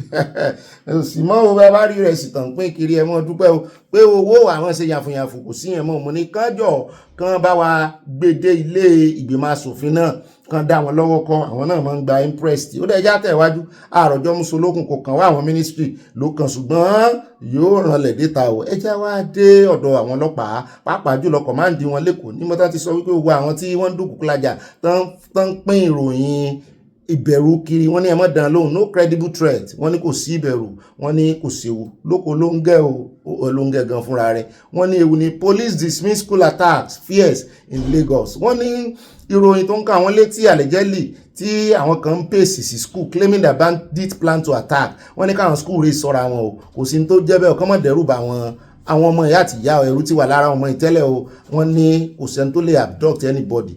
In a post shared on X on Monday, the police public relation officer, Lagos State Command, Ikeja, the superintendent of police, Abimbola Adebisi, said the command is aware of the report, but urged parents, guidance, school authorities, and residents to remain calm, stressing that there is currently no credible indication of any imminent attack within the state. The Commissioner of Police, Lagos State Command, Tijani Fatai, has ordered an immediate assessment of the situation and directed enhanced security deployment across schools. Ẹ̀sàárí àwọn ìgbé helicopter kiri wípé àníkù sí òṣè. The Lagos State Police Command has dismissed fears over a circulating threat notice allegedly pasted in schools. Wọ́n ní ẹ̀ńtẹ́ bá tún bá lọ́wọ́ rẹ̀ tó fi ránṣẹ́ tàbí tó dẹ́rù bá àwọn èèyàn wọ́n ní kẹ́ ẹ fi táwọn létí wọ́n ní yóò wá sọ díẹ̀ fáwọn àwọn tí ń bọ̀ wọ́n ní kó wá ṣàlàyé ẹ̀ fún there is presently no verified intelligence indicating any imminent threat. Wọ́n náà ti ṣe intelligence àwọn pé kò ní ṣe òwe tí a kò mẹ́jà wáyà lọ́dọ̀ àwọn àjọ Kristẹni youth Christian youth wọ́n ní wọ́n wọ́ Shettima rí ilé ẹjọ́ nítorí ọ̀rọ̀ muslim ticket. Mo ní Shettima kọ́ lẹ́wọ̀ rí ilé ẹjọ́ ebe èèyàn ló fa Shettima mọ́ra tó mú wọ́n ní ta ni mo ní ẹ mọ́ bí mi ò ta lè mi ò bí ẹ bá ń tẹ̀ sí káwọ́ ẹjọ́ tán rè èrò ilé ẹjọ́ ta ló fẹ́ bá ń lé ẹjọ́ náà. You cannot in a country like this say that a Muslim ticket should stand. No. Look at section 1. Section 1 of the Nigerian Constitution says the Constitution is supreme. Then look at section 10 of the Nigerian Constitution. It says there's no state religion. So having both of them as symbol of this nation, as symbol of the authority of this country, being a Muslim, is satanic. And it should be corrected. And that's why we instituted the case. Because in 2022, we addressed press conference. We appealed to the conscience of political parties. We appeal to the conscience of aspirants. I'm the president of the Ecumenical Youth Association. It's a Christian association that is registered with CAC, and I'm the president.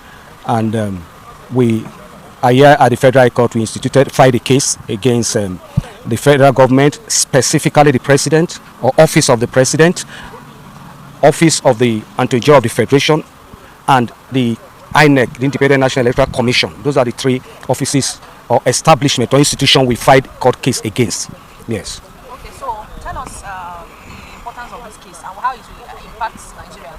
No, it is very, very unfair, very, very demonic in my words, very, very satanic in my word, very, very marginalizing for somebody to even give it a thought in a society and a nation whereby we have no less than, following statistics, 125 million Christians in this country, and for political correctness or political achievement or vote will make you deprive such people a voice. It is satanic, and that's why we went at the Federal High Court to say this precedent that the president is setting might turn to boil this country, and that is why we came to the Federal High Court to stop it.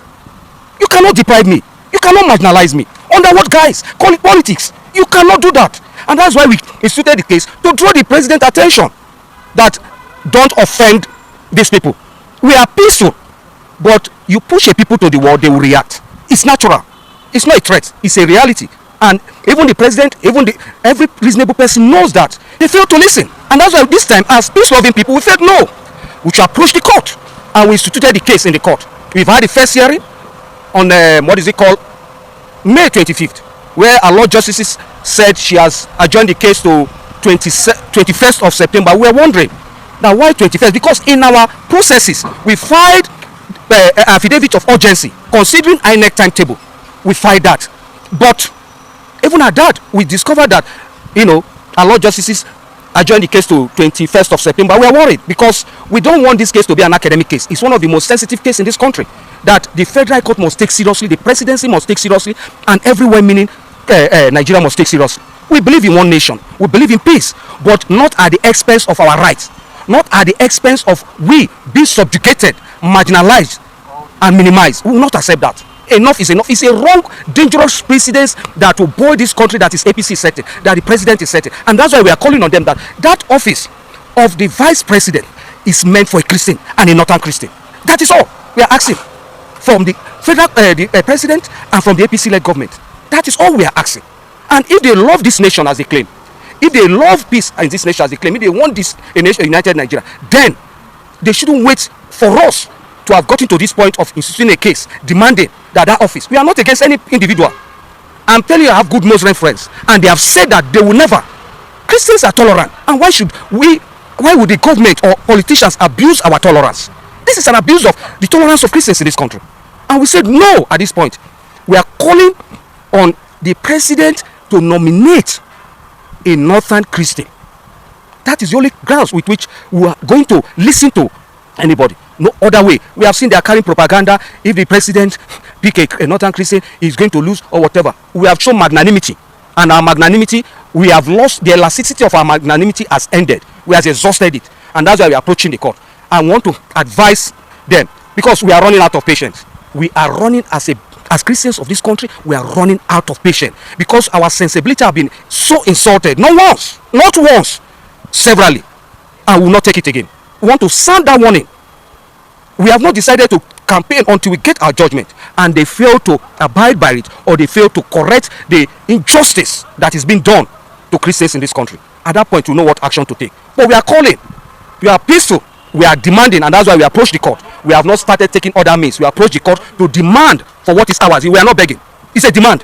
náà lẹ ti gbọ́ yẹn ṣùgbọ́n sáré èèyàn kankan tó fẹ́ tẹ́tí sí dìmáàndì wọn àwọn ti lọ ilé ẹjọ́ ṣùgbọ́n adájọ́ gan tún ti sún síwájú déètì tán sún síwájú sí gan kò tẹ́ wọn lọ́rùn àwọn náà mọ̀ wípé àwọn táwọn ń bá fà ṣé president ló fẹ́ lọ yọjú àbí wọ́n ráàyè gbogbo eléyìí ṣùgbọ́n tèmi mọ̀ náà ni wípé ariwo wọn igbe wọn lásán gan tán ń pa èyí ó máa attract ọ̀pọ̀lọpọ̀ àwọn èèyàn láti mọ̀ wípé àwọn kan wà níbí tán ń sọ̀rọ̀ torí wọ́n máa ń fi ojú jókòó jẹ́ wo kìrìsìtẹ́nì pé tí nǹkan bá ṣẹlẹ̀ tán bá gbègbèsẹ̀ lòdì sí wọn kò sí irú ariwo tán lè pa tí tó lè dà nǹkan kan ṣùgbọ́n àwọn náà mọ̀ nítorí politics ó wà volatile àwọn náà sì mọ̀ wípé ariwo nìkan ló lè ṣe ló lè mú attention wọn wá kò sí nǹkan míì ọ̀rọ̀ ilé ẹjọ́ yẹn ò lè ṣe nǹkan kan ṣùgbọ́n tán bá fi lè tún káràmọ́ sí ariwo yìí sí táwọn èèyàn bá wọn fẹnu sí yóò dà nǹkan.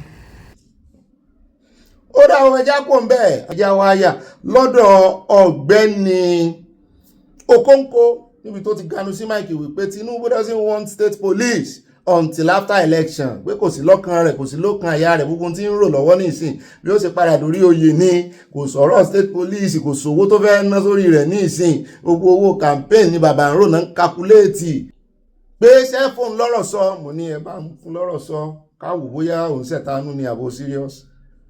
What is going on in Nigeria is failure of government, failure of leadership, failure of Tinubu and failure of APC.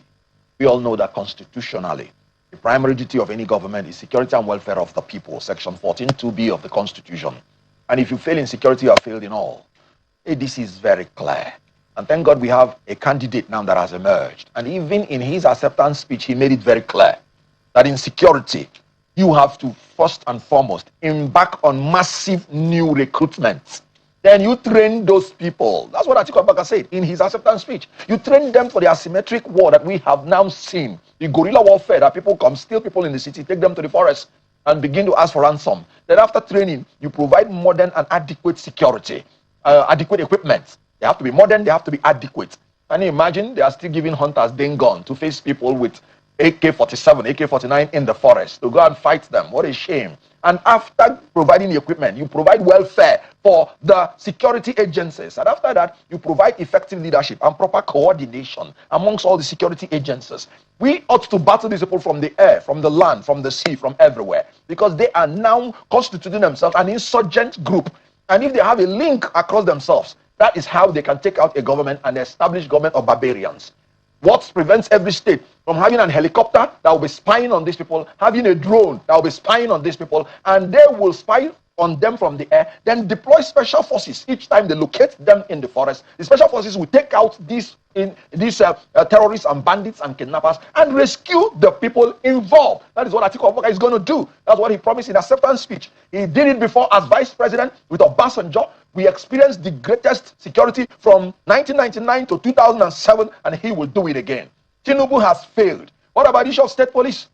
It was the Southwest that was in the vanguard of preaching restructuring. And restructuring includes providing state police. Immediately Tinubu came in. Rather than saying insecurity is gone, he said fuel subsidy is gone. Everything that ought to be for the welfare of the people, this president is closing.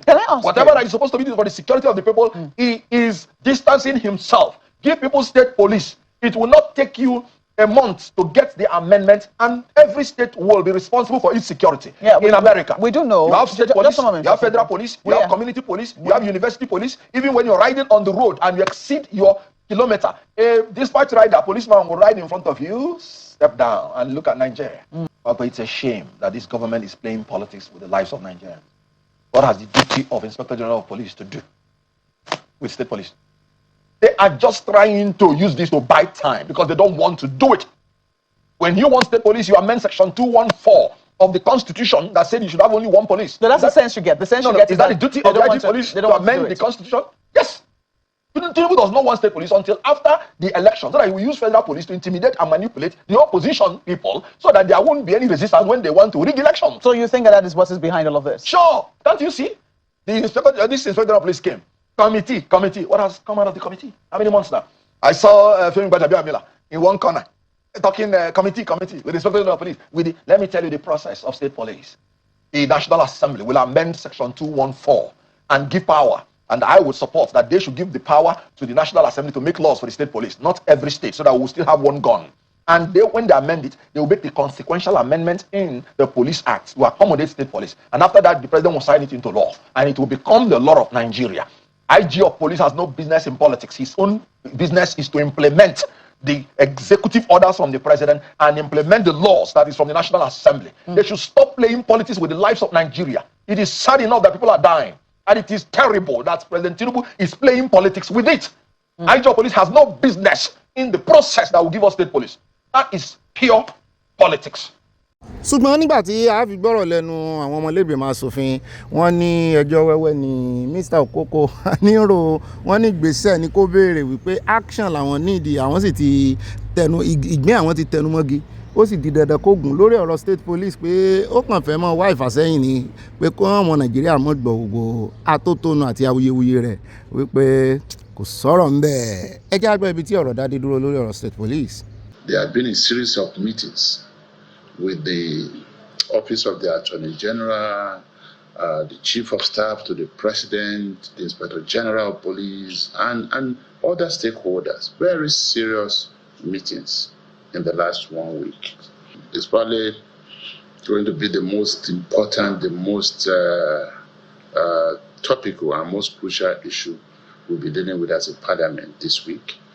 And what we have resolved to do is to isolate it from the rest of the bills that will have proposed constitutional amendment, so that we can vote on this ASAP in the National Assembly, so that the bill can be on its way to the 36 state House of Assembly. Have been out of order and out of tune, and it would have been a bad way of managing, a worse situation.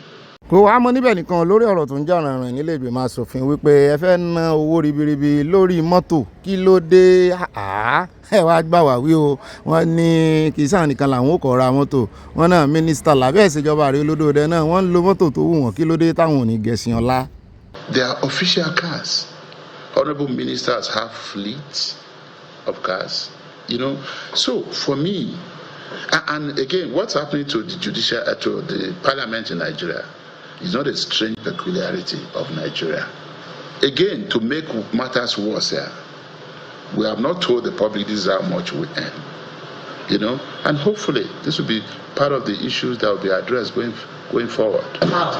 There will be no way to address it than to tell Ramfark to publish this, and in doing that, not only public for National Assembly, public for honorable ministers, public for National Assembly members, public for all categories of public office holders. ó dáa nígbà ìjà sáré yà lọ́dọ̀ Abacha àtàtìkù tó ń fúnra wọn ní gbàgbós àwọn ọmọ ẹ̀yìn wọn náà ń dára wọn lóhùn wọ́n exchange ọ̀rọ̀ wọ́n bú ìbò ara ṣùgbọ́n Abacha ti wá sọ ó ní òun ò bá wọn ní ọ̀rọ̀ sọ bí kò ṣe wípé òun fẹ́ sọ gbogbo ọmọ Nàìjíríà wípé àní lábẹ́ ìṣèjọba tàtìkù bá wọlé as president wọ́n ní nǹkan bàjẹ́ nǹkan worst nǹkan dẹnukọlẹ̀ ju ti Ààrẹ Olódòdẹ lọ mọ̀ ní ṣó ti wá ń gbèsè Ààrẹ Olódòdẹ lẹ́yìn ni ìwọ ọ̀tá Ààrẹ Olódòdẹ tẹ́lẹ̀ ọ̀rọ̀ tó ń sọ yìí ó ti mú Ààrẹ Olódòdẹ lọ́rẹ̀ nìyẹn o.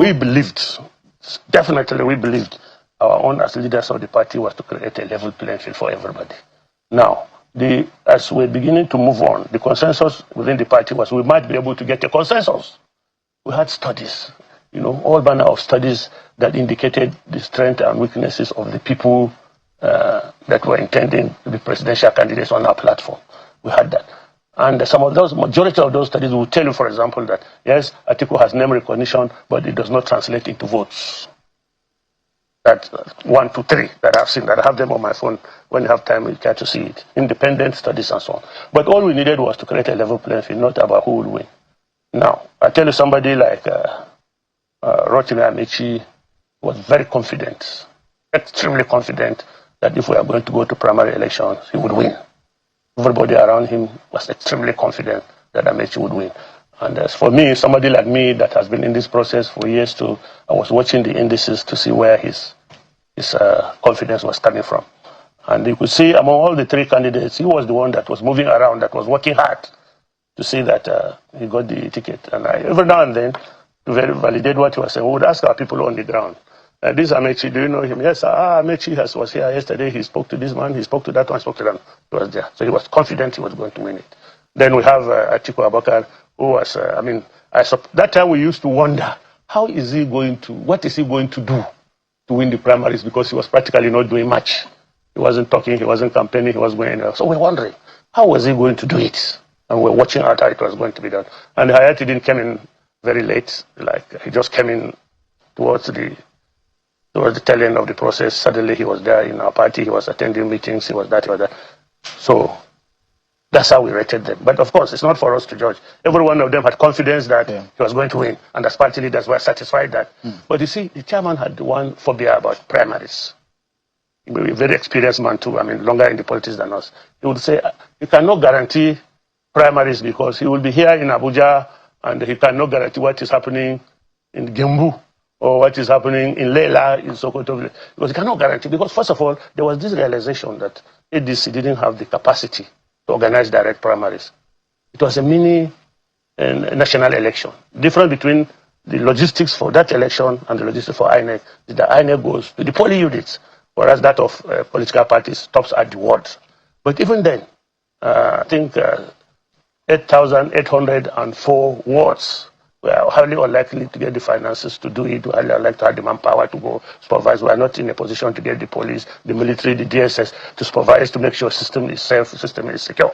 We realize this. So the best option would have been a consensus in which the candidates will sit down together and come to an agreement as to, okay, this is the man to do. And we're praying for that. Some of us, activists sort of within the party, were working on it, trying to see that this consensus was obtained. The national chairman, of course, made it his priority to get a consensus. And when about 4 or 5 days, or less than a week to the primaries, to the end of the process, the timeline, it was clear they were not going to agree to a consensus because they will agree. We agree with consensus provided it's me. You were not in the race. She will give me a break. See, I've been in Nigeria 71 years.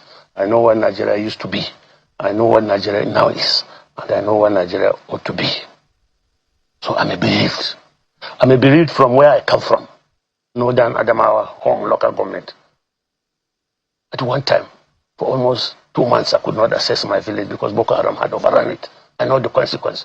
Just last month, the next local government to me, they came in, invaded the village, killed 29 innocent villagers, burnt their houses, thatched roof, burnt their foodstuff, shot their animals, and left. Burnt their church and left. They took nothing. They just went there to kill. I'm a bereaved. If I'm not brave, who will be bereaved? I'm bereaved. I want to bequeath Nigeria to my people that good, that is working for them. I joined politics because of that. And you don't think Atiku can do that? I think that Atiku will. I don't know whether I've ever slid down a cliff. You know, you're a city man. You slide down a cliff, you tumble by the time you get to the bottom. You somersault. You bring us to that level. Nigeria will be worse under Atiku. Extremely. You don't think Atiku has the capacity? He has nothing. Absolutely nothing. ó rẹ káàbọ̀ padà ilé táwa àmọ́ fi yanjú gbogbo ẹ̀ ó náà ni ti arábìnrin tí wọ́n ní wọ́n ká mọ́ òtẹ́ẹ̀lì tí ó sọ wípé wọ́n jí òun gbé lọ ní òtẹ́ẹ̀lì ni wọ́n jí gbé lọ. A married woman identified as Oluchi has been found in a hotel in Delta State after she faked her abduction and demanded 50 million from her family. Family tiẹ̀ ló fẹ́ gbowó lọ́wọ́ wọn. Oluchi Ugbowan was incidentally tracked down to Delta State and was arrested in a hotel. The entire syndicate have been caught. They have all confessed to this crime, and the rifle which was used in that video has also been recovered. Edo State Police Command have arrested one Mrs. Emanuela Uzebo, popularly known on social media as a woman, and she will be arraigned in court in accordance with extant laws. Commissioner of Police CP Monday Agbonika FDC has ordered for discreet investigation into this matter. We have 2 suspects in custody. An investigation is still ongoing to ascertain the true cause of the incident. The children of the woman, including her daughter in Canada, had pleaded with the public to help them raise money. Ṣebí mama rẹ̀ lọ́nà gbé wá dáná gbé lọ. Abuyami Lele, children of the woman, including her daughter in Canada, had pleaded with the public to help them raise money, even as the kidnapper reduced the ransom to 20 million. They told the police that their mother was kidnapped at the Oba Hill area of Ìpòbà tó ní bàbá àwọn pèpèpè tí ò lọ mọ́. But Lagos State, but the police investigation led its crack team to Delta State, where the supposedly kidnapped woman was found with her lover. You know? Bàbá yẹn sábà ń chẹ́kì bàbá yẹn bá ń sáré chẹ́kì bàbá yẹn ọkọ woman yẹn kó mọ́ rè ṣubú. Kó mọ́ rè slum o tó bá gbọ́. My God. Àwọn ọmọ náà ò mọ̀ sí. A source said police traced the number of the man to a hotel in Ubiarako, Delta State. They met the man and the kidnapped woman inside the hotel. They called the husband and he was happy. It was at the station that the police broke the news to him. The wife begged the husband not to tell her children what actually transpired. In an online video, her daughter Anita, who is based in Canada, said her mom's action has shattered the family. She vowed that the family would allow the law to take its course. According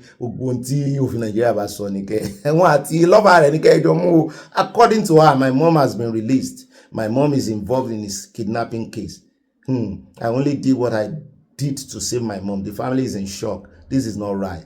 This has shattered my family. My dad has some health issues. This is so unfortunate. What did I do wrong? According to her, mom has been released. My mom is involved. Video rẹ̀ wá bí àyà ṣó ní lọ́wọ́. Ṣùgbọ́n ká tó play video ẹ jẹ́ kí mi kọ́kọ́ play ẹni. Unfortunate. It's so unfortunate. Really, really unfortunate because this cannot be condoned. Hi. First, I want to say thank you to those of you that supported my family and I want to say thank you so much. There has been an ongoing investigation. My mom has been released and there's been an ongoing investigation. And it has been investigated that there's an involvement of my mom in this kidnapping case. There has been an involvement of my mom in this kidnapping case. I only did what any child would do to save their mom or to ensure the safe return of their mom. Oh my God. Words can't express how the family is in shock. I am in shock. This is not right. This is so not right. I never knew. I only wanted my mom back home. I only wanted her back home. Just come home to us. The law is going to take its course. This investigation is so ongoing and I promise, I'm going to keep you guys posted.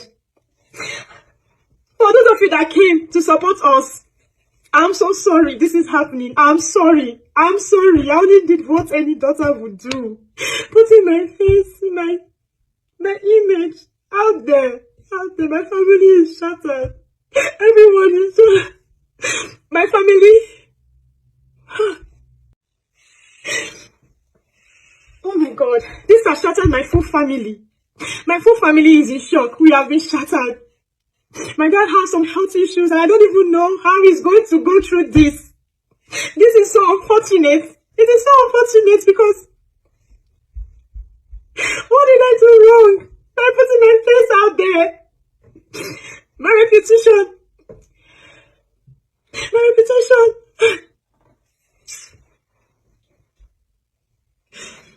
I'm short of words. But I'm so angry. I'm so mad that, oh my God. Please. I have no hand in this. We did not know that this was all a disclaimer. We did not know. I don't know. I will not put my face out. I don't know. I did not know. If you want your money back, we can make arrangements. Let's talk about me. My face, my front, my image, my reputation is out there. I need to see that this is a disclaimer and a false story. Please, I'm sorry. Oh God. How did you get here?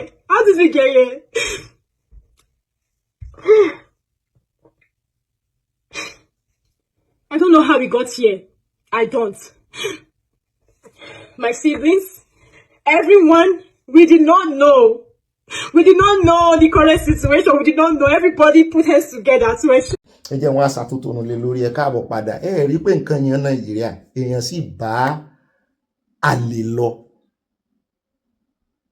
ó sì sọpọ́n jí ọgbẹ́ ṣé ẹ rí pé nígbà tọmọ rẹ̀ kọ́kọ́ sọ̀rọ̀ òun ò fẹ́ tún fọ́nrán rẹ̀ play mọ́ tó ń sunkún lọ́jọ́ sí ó ṣèkan lálàkọ́kọ́ tó ní àwọn èèyàn ní kò clear torí òun sunkún bóun ṣe ń sọ̀rọ̀ asunkún rojọ́ wọn nílé ní tú pé òun wá fẹ́ ṣe mí tóun ò ní sunkún ó sàmà ní ìjì sí ṣùgbọ́n bẹ́ẹ̀ náà láti gbọ́ tó ní sometimes tí màmá òun bá fẹ́ jáde tí ò fẹ́ kí bàbá àwọn ọmọ kó sọ mọ́rọ̀ mo kọ́kọ́ gbọ́ ring létí mi mo ní àmọ́ ọmọ yín ti ń jáde tí ò jẹ́ kí bàbá yín mọ̀ ó lẹ́yìn ẹ̀yin lẹ̀ mọ́ bò so ẹ̀yin náà ní lọ́wọ́ ẹ̀dì ẹ̀rú wọ́n lè mọ́mọ́ tí mọ́mọ́ wọn lọ ń gbà náà wọ́n lè mọ́mọ́ ọmọdé ní ìsìn wọn ti wá mọ̀ àkàrà tú epo àkàrà tú epo kidnapping ló wá fi ṣe ó mà ṣe fún bàbá yẹn lọ́kàn mi ń lọ sọ́dọ̀ ẹ̀ as a man ọlọ́run ọba ìyá sorry I'm sorry what a poor man ó dáa ní rí jùlọ lọ́nà ìròyìn tòní oníyanṣẹ ọlọ́bẹ̀ṣẹ àtàfẹ́jẹ́ náà kọ́ ìbínú bọ́bléètì mi bá tún wà ẹ mọ̀ gbọ́ lẹ́nu àyánu Abala Ẹ̀mbára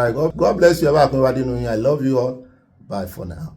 ó dá o goodbye èmi ń wẹ́kọ̀mù yín sínú Abala Ẹ̀mbára yìí ni o ibi tá a ti bẹ̀rẹ̀ rèé o ẹjẹ́ àkọ́kọ́ bẹ̀rẹ̀ lórí ọ̀rọ̀ àwọn ti Zamfara bẹ́ẹ̀ náà ni àyà lọ́dọ̀ olódòdó tán sọ nípa insecurity pé àwọn fẹ́ kí ọmọ Nàìjíríà mọ whistleblow kán mọ sọ̀rọ̀ dáadáa ní ìsìn kán mọ àwọn agbófinró wọn náà ti ń dúró dè yín gbogbo láyìn tẹ́ mọ́ ti tú àṣírí mo bá bú ẹ̀rìn pé ọmọ Nàìjíríà wọ́n fẹjọ́ wọ́n máa ń gbàdúrà káwọn mọ́ rogun ẹjọ́ nítorí bọ́n bá rè é whistleblow tán rè tú àṣírí kírímìnà kó wá di wípé àwọn náà ni kírímìnà yóò padà wà fàbọ̀lẹ̀ lórí ó dá a sọ púpọ̀ lórí ẹ̀ torí Rufai àti Ayọ̀ ní Arise TV wọ́n fẹ́ gbé wa débẹ̀ bẹ́ẹ̀ náà ni lórí ti àwọn agbésùmọ̀mí kan wọ́n ní ọwọ́ bá wọn bẹ́ẹ̀ náà ni wọ́n gba nǹkan wọn wọ́n pààyàn kan nù wọn bẹ́ẹ̀ náà láwà á padà sórí ìtàwọn àdọ́ta àwọn àgbàtàn kóra wọn jọ wọ́n ní àgbà ìṣòro bí èwe wọ́n ní àgbà ìṣì ìṣe láńgbáláńgbá àwọn eléyìí ṣe láńgbáláńgbá o wọ́n bá tọ́ àwọn agbésùmọ̀mí lọ àwọn bandits wọ́n ní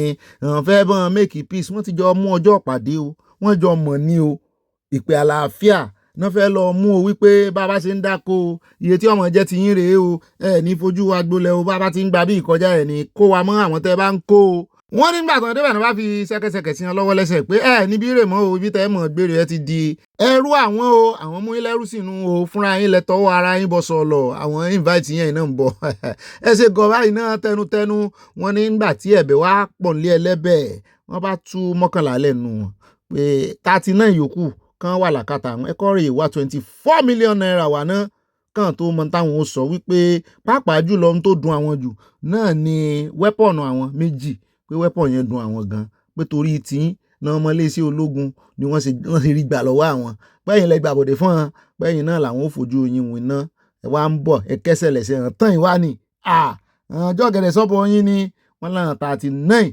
mọ́kàndínlógójì wọ́n wà làkàtà àwọn báyìí. ẹ jẹ́ wá transfer yín sọ́dọ̀ Ayọ̀ àtàyà àyàkọ àti Rufai ọmọ kan Rufai mo gbé fún un látìgbà tó ti sọ̀rọ̀ bàbá Sunday Igboho inú mi dùn sí i ó ti padà dé báyìí ó ti dé sí Nàìjíríà òun náà wá gan mo ti rò pé yóò ṣe atótónu lórí ti bàbá Sunday Igboho ní mo ń jọ bẹ́ẹ̀ ni wípé bóyá wọn fún lórí ọ̀fẹ́ àti sọ ní station wọn sẹ́wọ̀n pọ́tọ̀ ní station ọ̀tọ̀ ní orí agbágbé tiẹ̀ ló ti ń fẹ̀ fún tòótòótò lórí ọ̀rọ̀ bàbá Sunday Igboho ẹ já wá fún lọ́rọ̀ sọ ká gbọ́ gbogbo bá a ṣe ń kìlọ̀ fún àwọn ará bíi pé kán yé ṣe negotiation mọ́ kán yé ṣe reconciliation àwọn èèyàn lọ́lọ́ mú wọn ni o wọ́n ní tán mọ̀ jẹ ló yó wọn ó kàn dàbí ọ̀rọ̀ boy tó wá lánàá tó ní òun lọ sórí live show wọn lórí TikTok wọ́n transfer 100k sóhun wọ́n á fẹ́ fi gba 100 million mú ní bó ṣe rí nù ń tọ́ ọmọ jẹ́ ló yú ọ ikún jọ̀gẹ̀dẹ̀ ikún rẹ́dì kò mọ̀ pé tí ó pa òun lòún jẹ́ bandit ní ọ́ kò ló kọ méjì bandit níwọ ìgangan tó ń rè tẹ́wọ́ gba owó ìṣẹ́jú ẹ̀kọ́ náà ṣe fọ ọbẹ̀ síyàn lọ́rùn ìṣẹ́jú ẹ̀kọ́ náà ṣe ń béèrè owó ó sì mọ bí tó ti ń rí owó wọn owó ọ̀fẹ́ òun rè tẹ́wọ́ gba owó ẹ̀jẹ̀ ó ti lẹ́jẹ̀ lọ́rùn ẹ bá ń tẹ́sí ẹja gbọ́ lẹ́nu Rufai àti àbálọ àbábọ̀ lórí ààrẹ olódòdó tán ni kẹ́ ẹ wá mọ́ whistleblow àwọn retí yín o. See something, say something, see something, say something. That should be a mantra in Nigeria at the moment. Because we often talk about the fact that there are communities that enable the actions of these bandits and terrorists. Some communities or these bandits who live amongst the people, and yet the people keep quiet. Number one, because they're in fear of the people. Number two, whether they are benefiting certain things from the people, but they don't think of the long-term impact of aiding and abetting criminals and terrorists such as that. And so one of the things I would say is that every single Nigerian, as the president has said, must be involved in the fight against terrorism. Yes, the armed forces are the forefront of leading this. However, Nigerians must also take responsibility, and I think it's a shared responsibility across board. However, if people are encouraged to see something and say something, they must be protected. We don't want a situation where we've seen reprisal attacks because information was leaked to the terrorists that certain people said certain things or gave information about them to security operatives. And so if you're asking the people to speak out, then you must be ready to protect the people who do speak out. The other thing, of course, would then be that if we're asking people to speak out, there must also be the fact that the people must feel like they are heard and that action is taken. We've seen in situations where communities were attacked, where intelligence failed, where the people said they actually told the security operatives, but unfortunately it leaked and then it still happened. And so these two things, and whilst we're encouraging very strongly, echoing the words of the president that we must all get active in our civic responsibilities, the government must also protect the people so that they feel they're encouraged to come out to speak. Then with regards to our armed forces, yesterday I talked about, and I will continue to double down on this, because we must see encouragement in the area of provision of equipment, fighting gear, sophisticated weapons, so that our troops can feel confident enough to face these terrorists. I again talk about helicopters. Helicopters critical in this fight against terrorism, especially when it has to do with reconnaissance, intelligence gathering, rescue operations for people who are kidnapped in a large expanse of forest land. It is important. And so what we have currently is nowhere near enough, and we must continue to speak about this until we see that we put our money where our mouth is and actually take action in that regard. And so I just wanted to touch on that very quickly. Now, with regards to the elders who are going to have conversations, the only thing I would say on that point is this, and it's quite sad and unfortunate that fate befell them, is that what we often talk about, no negotiations with terrorists or conversations with people who are known criminals. And this is where we also talk about people having to resort to self-help because they feel that is the only way they can get some kind of, reprieve. However, we have seen that it does not work. Negotiations do not work. We see it a lot of times, especially when it's done by amateurs and not by trained personnel who have that skill and expertise to engage in that kind of conversations with criminals. I'll rest here with regards to security and the conversations, and then hopefully in the course of today's show, we'll bring you more updates on what's happened in the Warri Takpe. Well, I think the best way President Tinubu will show support to the military, apart from rhetoric, which rhetoric is also good, is to improve their welfare. Absolutely. It is not right for the daily feeding ration for our military officers on the front line should be about 3,000 naira. It's not right. That can barely take them anywhere. And when we say it now, they lock people up, just like they lock Justice Crack up, and they're in court with him, because he said the feeding ration was not good enough. So apart from we support the military and everything, kudos to them and all of that, the best way to show that you care about them is their welfare. Secondly, as regards saying something and saying something, a lot of people are afraid to say something. I'll tell you the fact. You know why? In Woro, the only offense of most of the people in Woro is that they inform them that, we got this sad alert by this criminal element. But if they share that security information with people, and the terrorists got to know about it and came to kill them, you want them to say something again. You want us to say something in a country where till today, 30 minutes to an hour before the girls were kidnapped in Kebbi, they told the military guys to leave. And the terrorists attacked them. Until today, the government has not been upfront enough with us to be able to tell us who instructed the military people to leave. You want us to say something in a country where Dr. Abacha's former boss, Goodluck Jonathan, over 10 years ago, said most of his people in his cabinet are already inundated with terrorist sympathizers. So please, with due respect and regard, President Tinubu, we encourage people to say something, but we also encourage those that are saddled with the responsibility to fish out the bad eggs within. That's just all we want. Secondly, as regards the people that were going to do peace deals that were kidnapped, we've always said it, you don't negotiate with the criminal. And for people that support these bandits and say it's because of the economic situation, everybody's reeling from the effect of the bad economy in this country. We are not all bandits. So don't support evil. Call out evil. That's what we keep saying. And that's why I've always had a back and forth and a ground with people like Shegumi. It's not fair. It's not done. Second story, we commend the military as regards the release of people in Ngoshe. They've done very well. The military, this is for you. I give you my salutes. We want more. The other people in captivity, bring them out. Commending the troops. Well, after a fashion, anytime that the troops We even have this problem of the military reduced to the level of the police. The Nigerian military is now doing police work because we have not built up the Nigerian police system that has the basic responsibility under the law to ensure the safety of lives and properties. So it is good and proper to commend, the police when they function, when they wake up, to commend the military when they help to rescue people, and to commend the various security agencies when there is inter-agency collaboration to reduce the degree of this epidemic of kidnapping, banditry, insurgency in the country. So, and it was in that regard that Governor Zulum, Professor Zulum of Borno State, decided to praise President Tinubu for the rescue of 434 persons from the Ngoche forest, and also another 360 also, I think, from Borno. 34 people will disappear, 360 people will disappear. In a country that has government, the reminder is that the government still needs to do a lot more, beyond the president continuously reassuring us that he will do more. Now, as the seriousness of this situation is further accentuated by the fact that in Zamfara State, 50 elders from one local government area, Magadum, or what do they call it, or Magadin, decided on their own to go and negotiate with kidnappers and terrorists. When they got there, the kidnappers decided to hold all 50 of the elders.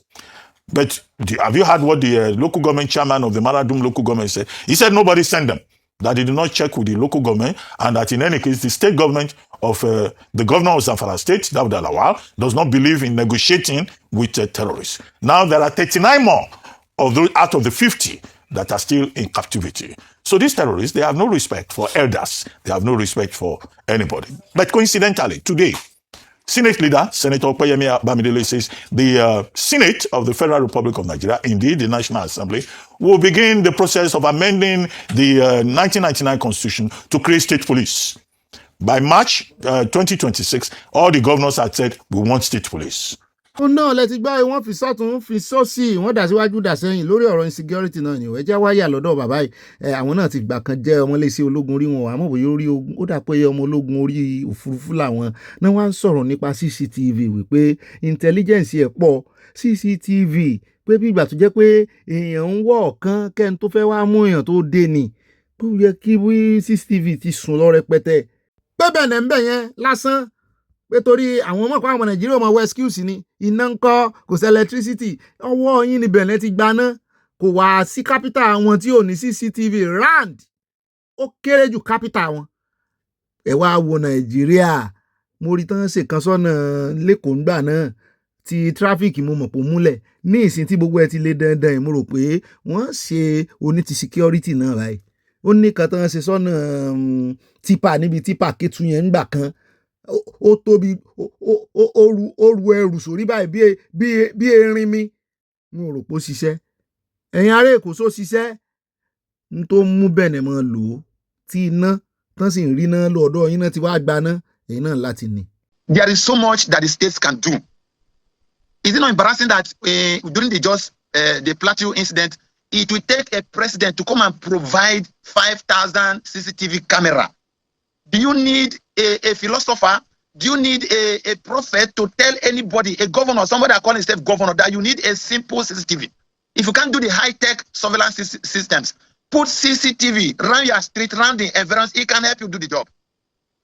But the governor don't care. There is no state capital that has an effective CCTV network system. It's embarrassing. You can't see that in ordinary Benin here. Go to Cotonou here, their street, all the Francophone capital, they have CCTV. They have. It's a policy. In fact, it is even captured in the ECOWAS counter strategy document for security. Since 2013, one of the pillars talked about that states must have CCTV in their state capital. Nigeria was a part of the signature of that document. Since 2013 till today, CCTV is the simplest. We have said this over and over. The last time I was on this program during the drug crisis, I mentioned it. It's as if the president he went to Plateau and offered 5,000 CCTV. And he go and investigate as we speak now. I can tell you that those CCTVs have not been provided. The governor have not taken any steps. If they are provided, they have not been installed. Why can't governor do CCTV in Plateau? And why National Security Advisor Office, why is it not a policy that every state, give a time, in the next 6 months or 1 year, every state must be wired up in a closed circuit TV network? Then you begin to cascade that to the local governments. Then the road linkages between states must have minimum CCTV. camera that can give you a minimum 10 kilometers. These are very simple things that can be done.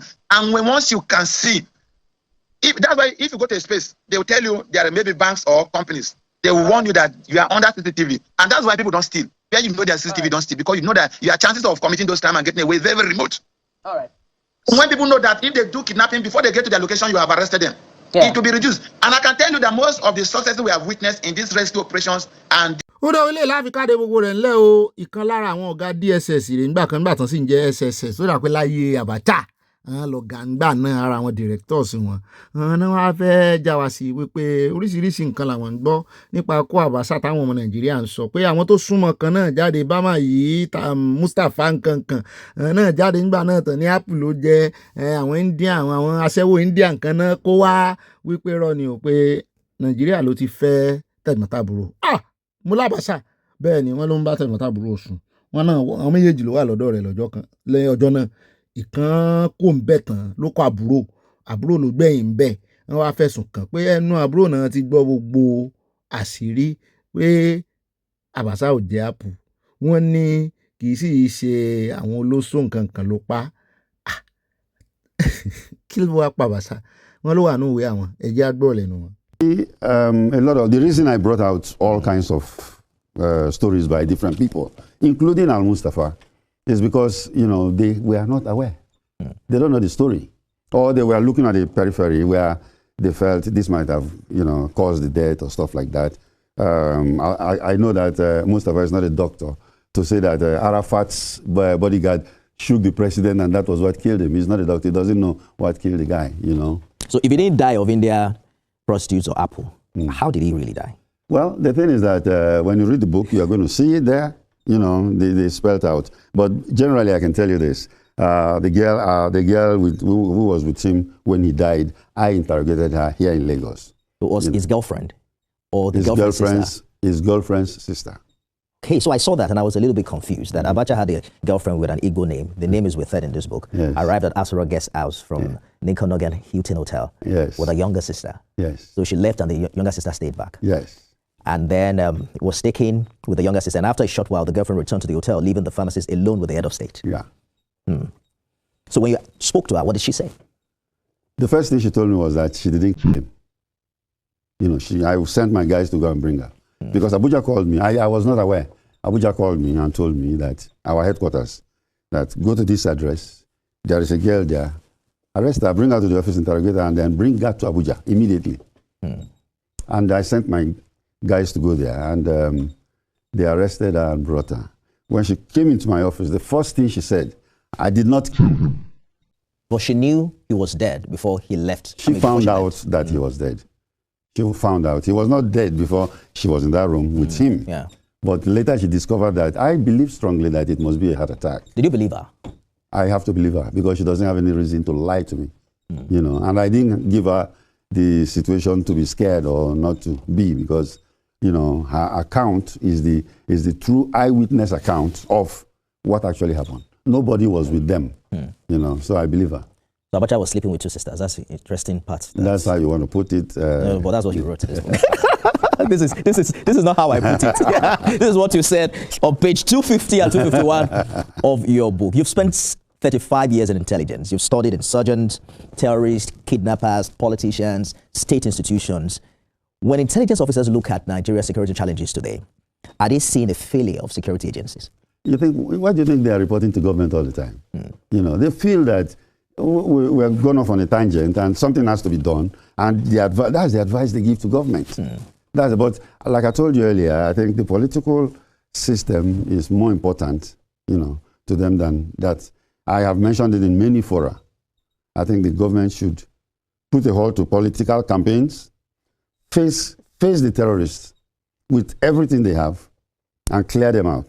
And then we can continue. You think government has capacity to do that? Why not? Why not? It's your government. Jonathan did it. Jonathan postponed the election. And then, of course, hired mercenaries to come and get them out of 11 local governments. Because if you do an election and the 11 local governments are not represented, then that election is not credible. ó rọ wá kan fi yẹn kún ní ibi tá à ń lọ gangan lé orí ti Abacha ṣùgbọ́n tí ààrẹ olódò dé wá dé lọ́la tán ní fẹ́ postpone election sáwọn opposition tún ní pariwo pé ó ti dé o ọlọ́run ló sì mọ iye local government ní ìsìn tó yẹ pé ìbò ti ní wáyé ó dáa fìyẹn lẹ̀ fún àwọn expert ṣùgbọ́n lórí ọ̀rọ̀ ikú tó pa Abacha ẹ gbọ́ bàbá yìí DSS bóyá SSS náà jẹ́ ń gbà náà ọ̀gá ni wọ́n ní àwọn ò lọ́pṣọ̀n ju káwọn bílíìfù tí arábìnrin yẹn sọ kí ni ó sọ tẹ́lẹ̀ ṣé yóò lóun ló ń pa ni ṣé yóò lóun ló ń pa Abacha anyways tí mo rí nínú ọ̀rọ̀ wọn náà ni wípé wọ́n ní kò sí Indian olóṣò kankan o wọ́n ní àwọn ọmọ Ìgbò náà méjèèjì tẹ̀gbọ́n-tàbúrò ni Abacha ń bá ṣe ọkọlà tẹ̀gbọ́n-tàbúrò ọmọ Ìgbò náà romance Abacha ló ń bá ṣe anyway ọ̀rọ̀ ọ̀fẹ́ àbí ọ̀rọ̀ kí la lè pè é wọ́n ń jísọ ara wọn jẹ sábàṣà àti ẹ̀wà lè nìkan bò ń pọmọ kan wá kó wọ́n dáhùn ńgbà náà ṣùgbọ́n lọ́rọ̀ kan wọ́n ní kì í ṣe ápù ló jẹ́ o bàbá ní fíl pé ó ní àtàtàkì ni ṣùgbọ́n ọmọ yẹn kọ́ ló sọ fún yín pé ó ní àtàtàkì ọmọ yẹn lòun ò mọ̀ tó pa òun kọ́ lòun sì pa ókè ó ti yé mi ó ṣe ránkì ló ṣe how many rounds sáà lè lọ́mọ yẹn ló pa how many rounds ló ṣe ó lè ti lo káyámátá kó tó bọ́ ọmọ yẹn ṣe ẹ̀gbọ́n àtàbúrò ó ní í ṣe pẹ̀lú olóṣó náà ikú olóṣó ló kú ogun nípa kíkanjú ikú odò ní pòmùwẹ̀ ikú olóṣó ló pa Abacha inú ìyàwó rẹ̀ ò ní dùn báyìí ó dáa o. ó dáa níbẹ̀ ìjà àfẹ́lẹ́ ìkáde gbogbo ẹ̀ ńlẹ̀ lónìí ẹ jẹ́ padà sí ibi tí wọ́n ti mú àwọn tán kó yàn kí n lò bá àwọn tán jiyàn gbé nílé Adélábù ibi tí wọ́n kó wọn lọ tán lọ́ọ́ wọlé àwọn èèyàn bẹ̀rẹ̀ sí í sọ̀rọ̀ lóríṣiríṣi wípé kò yẹ kán wò torí fọ̀rẹ́ǹsìkì ó yẹ kán sì kọ́kọ́ ta okùn síbẹ̀ yẹn náà ni kí ló ń kán wọn lójú nǹkan ṣùgbọ́n àṣẹyìnwá àṣẹyìnbọ̀ àwọn ọlọ́pàá náà sì kọ̀ wọ́n dárúkọ bàbá Sunday Igboho pé wọ́n wà lára àwọn tí Ọlọ́run lò láti mú àwọn ará àbí ṣùgbọ́n àwọn ṣe tí wọ́n fọ́lọ́run ọba ẹ jẹ́ kí wọ́n gba glory ìjọba náà ló ní glory àbí ẹ fún wọn lẹ ṣùgbọ́n nǹkan kan tá a fẹ́ fà ọ́ náà ni pé àwọn tí wọ́n wá kó jáde tán ni wọ́n ti kú nù wọn tọwọ́ bà tí wọ́n display àti ẹ̀rùjú wọn ṣùgbọ́n nǹkan tán gbà lọ́wọ́ wọn á rí àwa ń yọ ẹgbọ́n sí lóòótọ́ ni mo kàn fẹ́ béèrè ni o wọ́n ní allegedly ọmọ ẹgbẹ́ OPC kan wà ń bẹ̀ ẹjọ́ ẹja fìyún ṣe iṣẹ́ àmúrelé ṣùgbọ́n ẹja ogun tán gbà lọ́wọ́ wọn. Yesterday I just know what is happening there because I think that as a kidnapping or Boko Haram also like feel that it don't enter our area. I ask people that they use the wetin dey happen everybody to go inside. I call our landlord people say let us go to that place make I know what is happening there. So we organize our people but later we are seeing some people that road he say don't go there. Residents that efforts were ongoing to track down other fleeing members of the gang and ensure they face justice. In a well-coordinated tactical operation aimed at rescuing the victims alive. However, upon sighting the advancing operative, one of the gang members identified as Kelechi, who had traveled from Lagos State and was positioned as a lookout, engaged the operatives in a gun duel. The operatives responded with superior tactical precision, resulting in neutralization of Kelechi and another unidentified member of the gang. Following the successful clearance of the island, the kidnapped victims, Mrs. Adegoke Olaide Busayo and her twin son, Peter and Paul, were rescued on horse and immediately placed in protective custody before being reunited with the family. Police also displayed items recovered during the operation, including 3 pump-action rifles, 14 live cartridges, and unregistered ash-color Toyota Corolla allegedly used during the abduction, criminal charms, a battle axe, a hammer, substances suspected to be hard drugs, and face masks. The command urged residents to remain vigilant and continue providing useful information that could assist security agencies in combating crime and kidnapping across the state.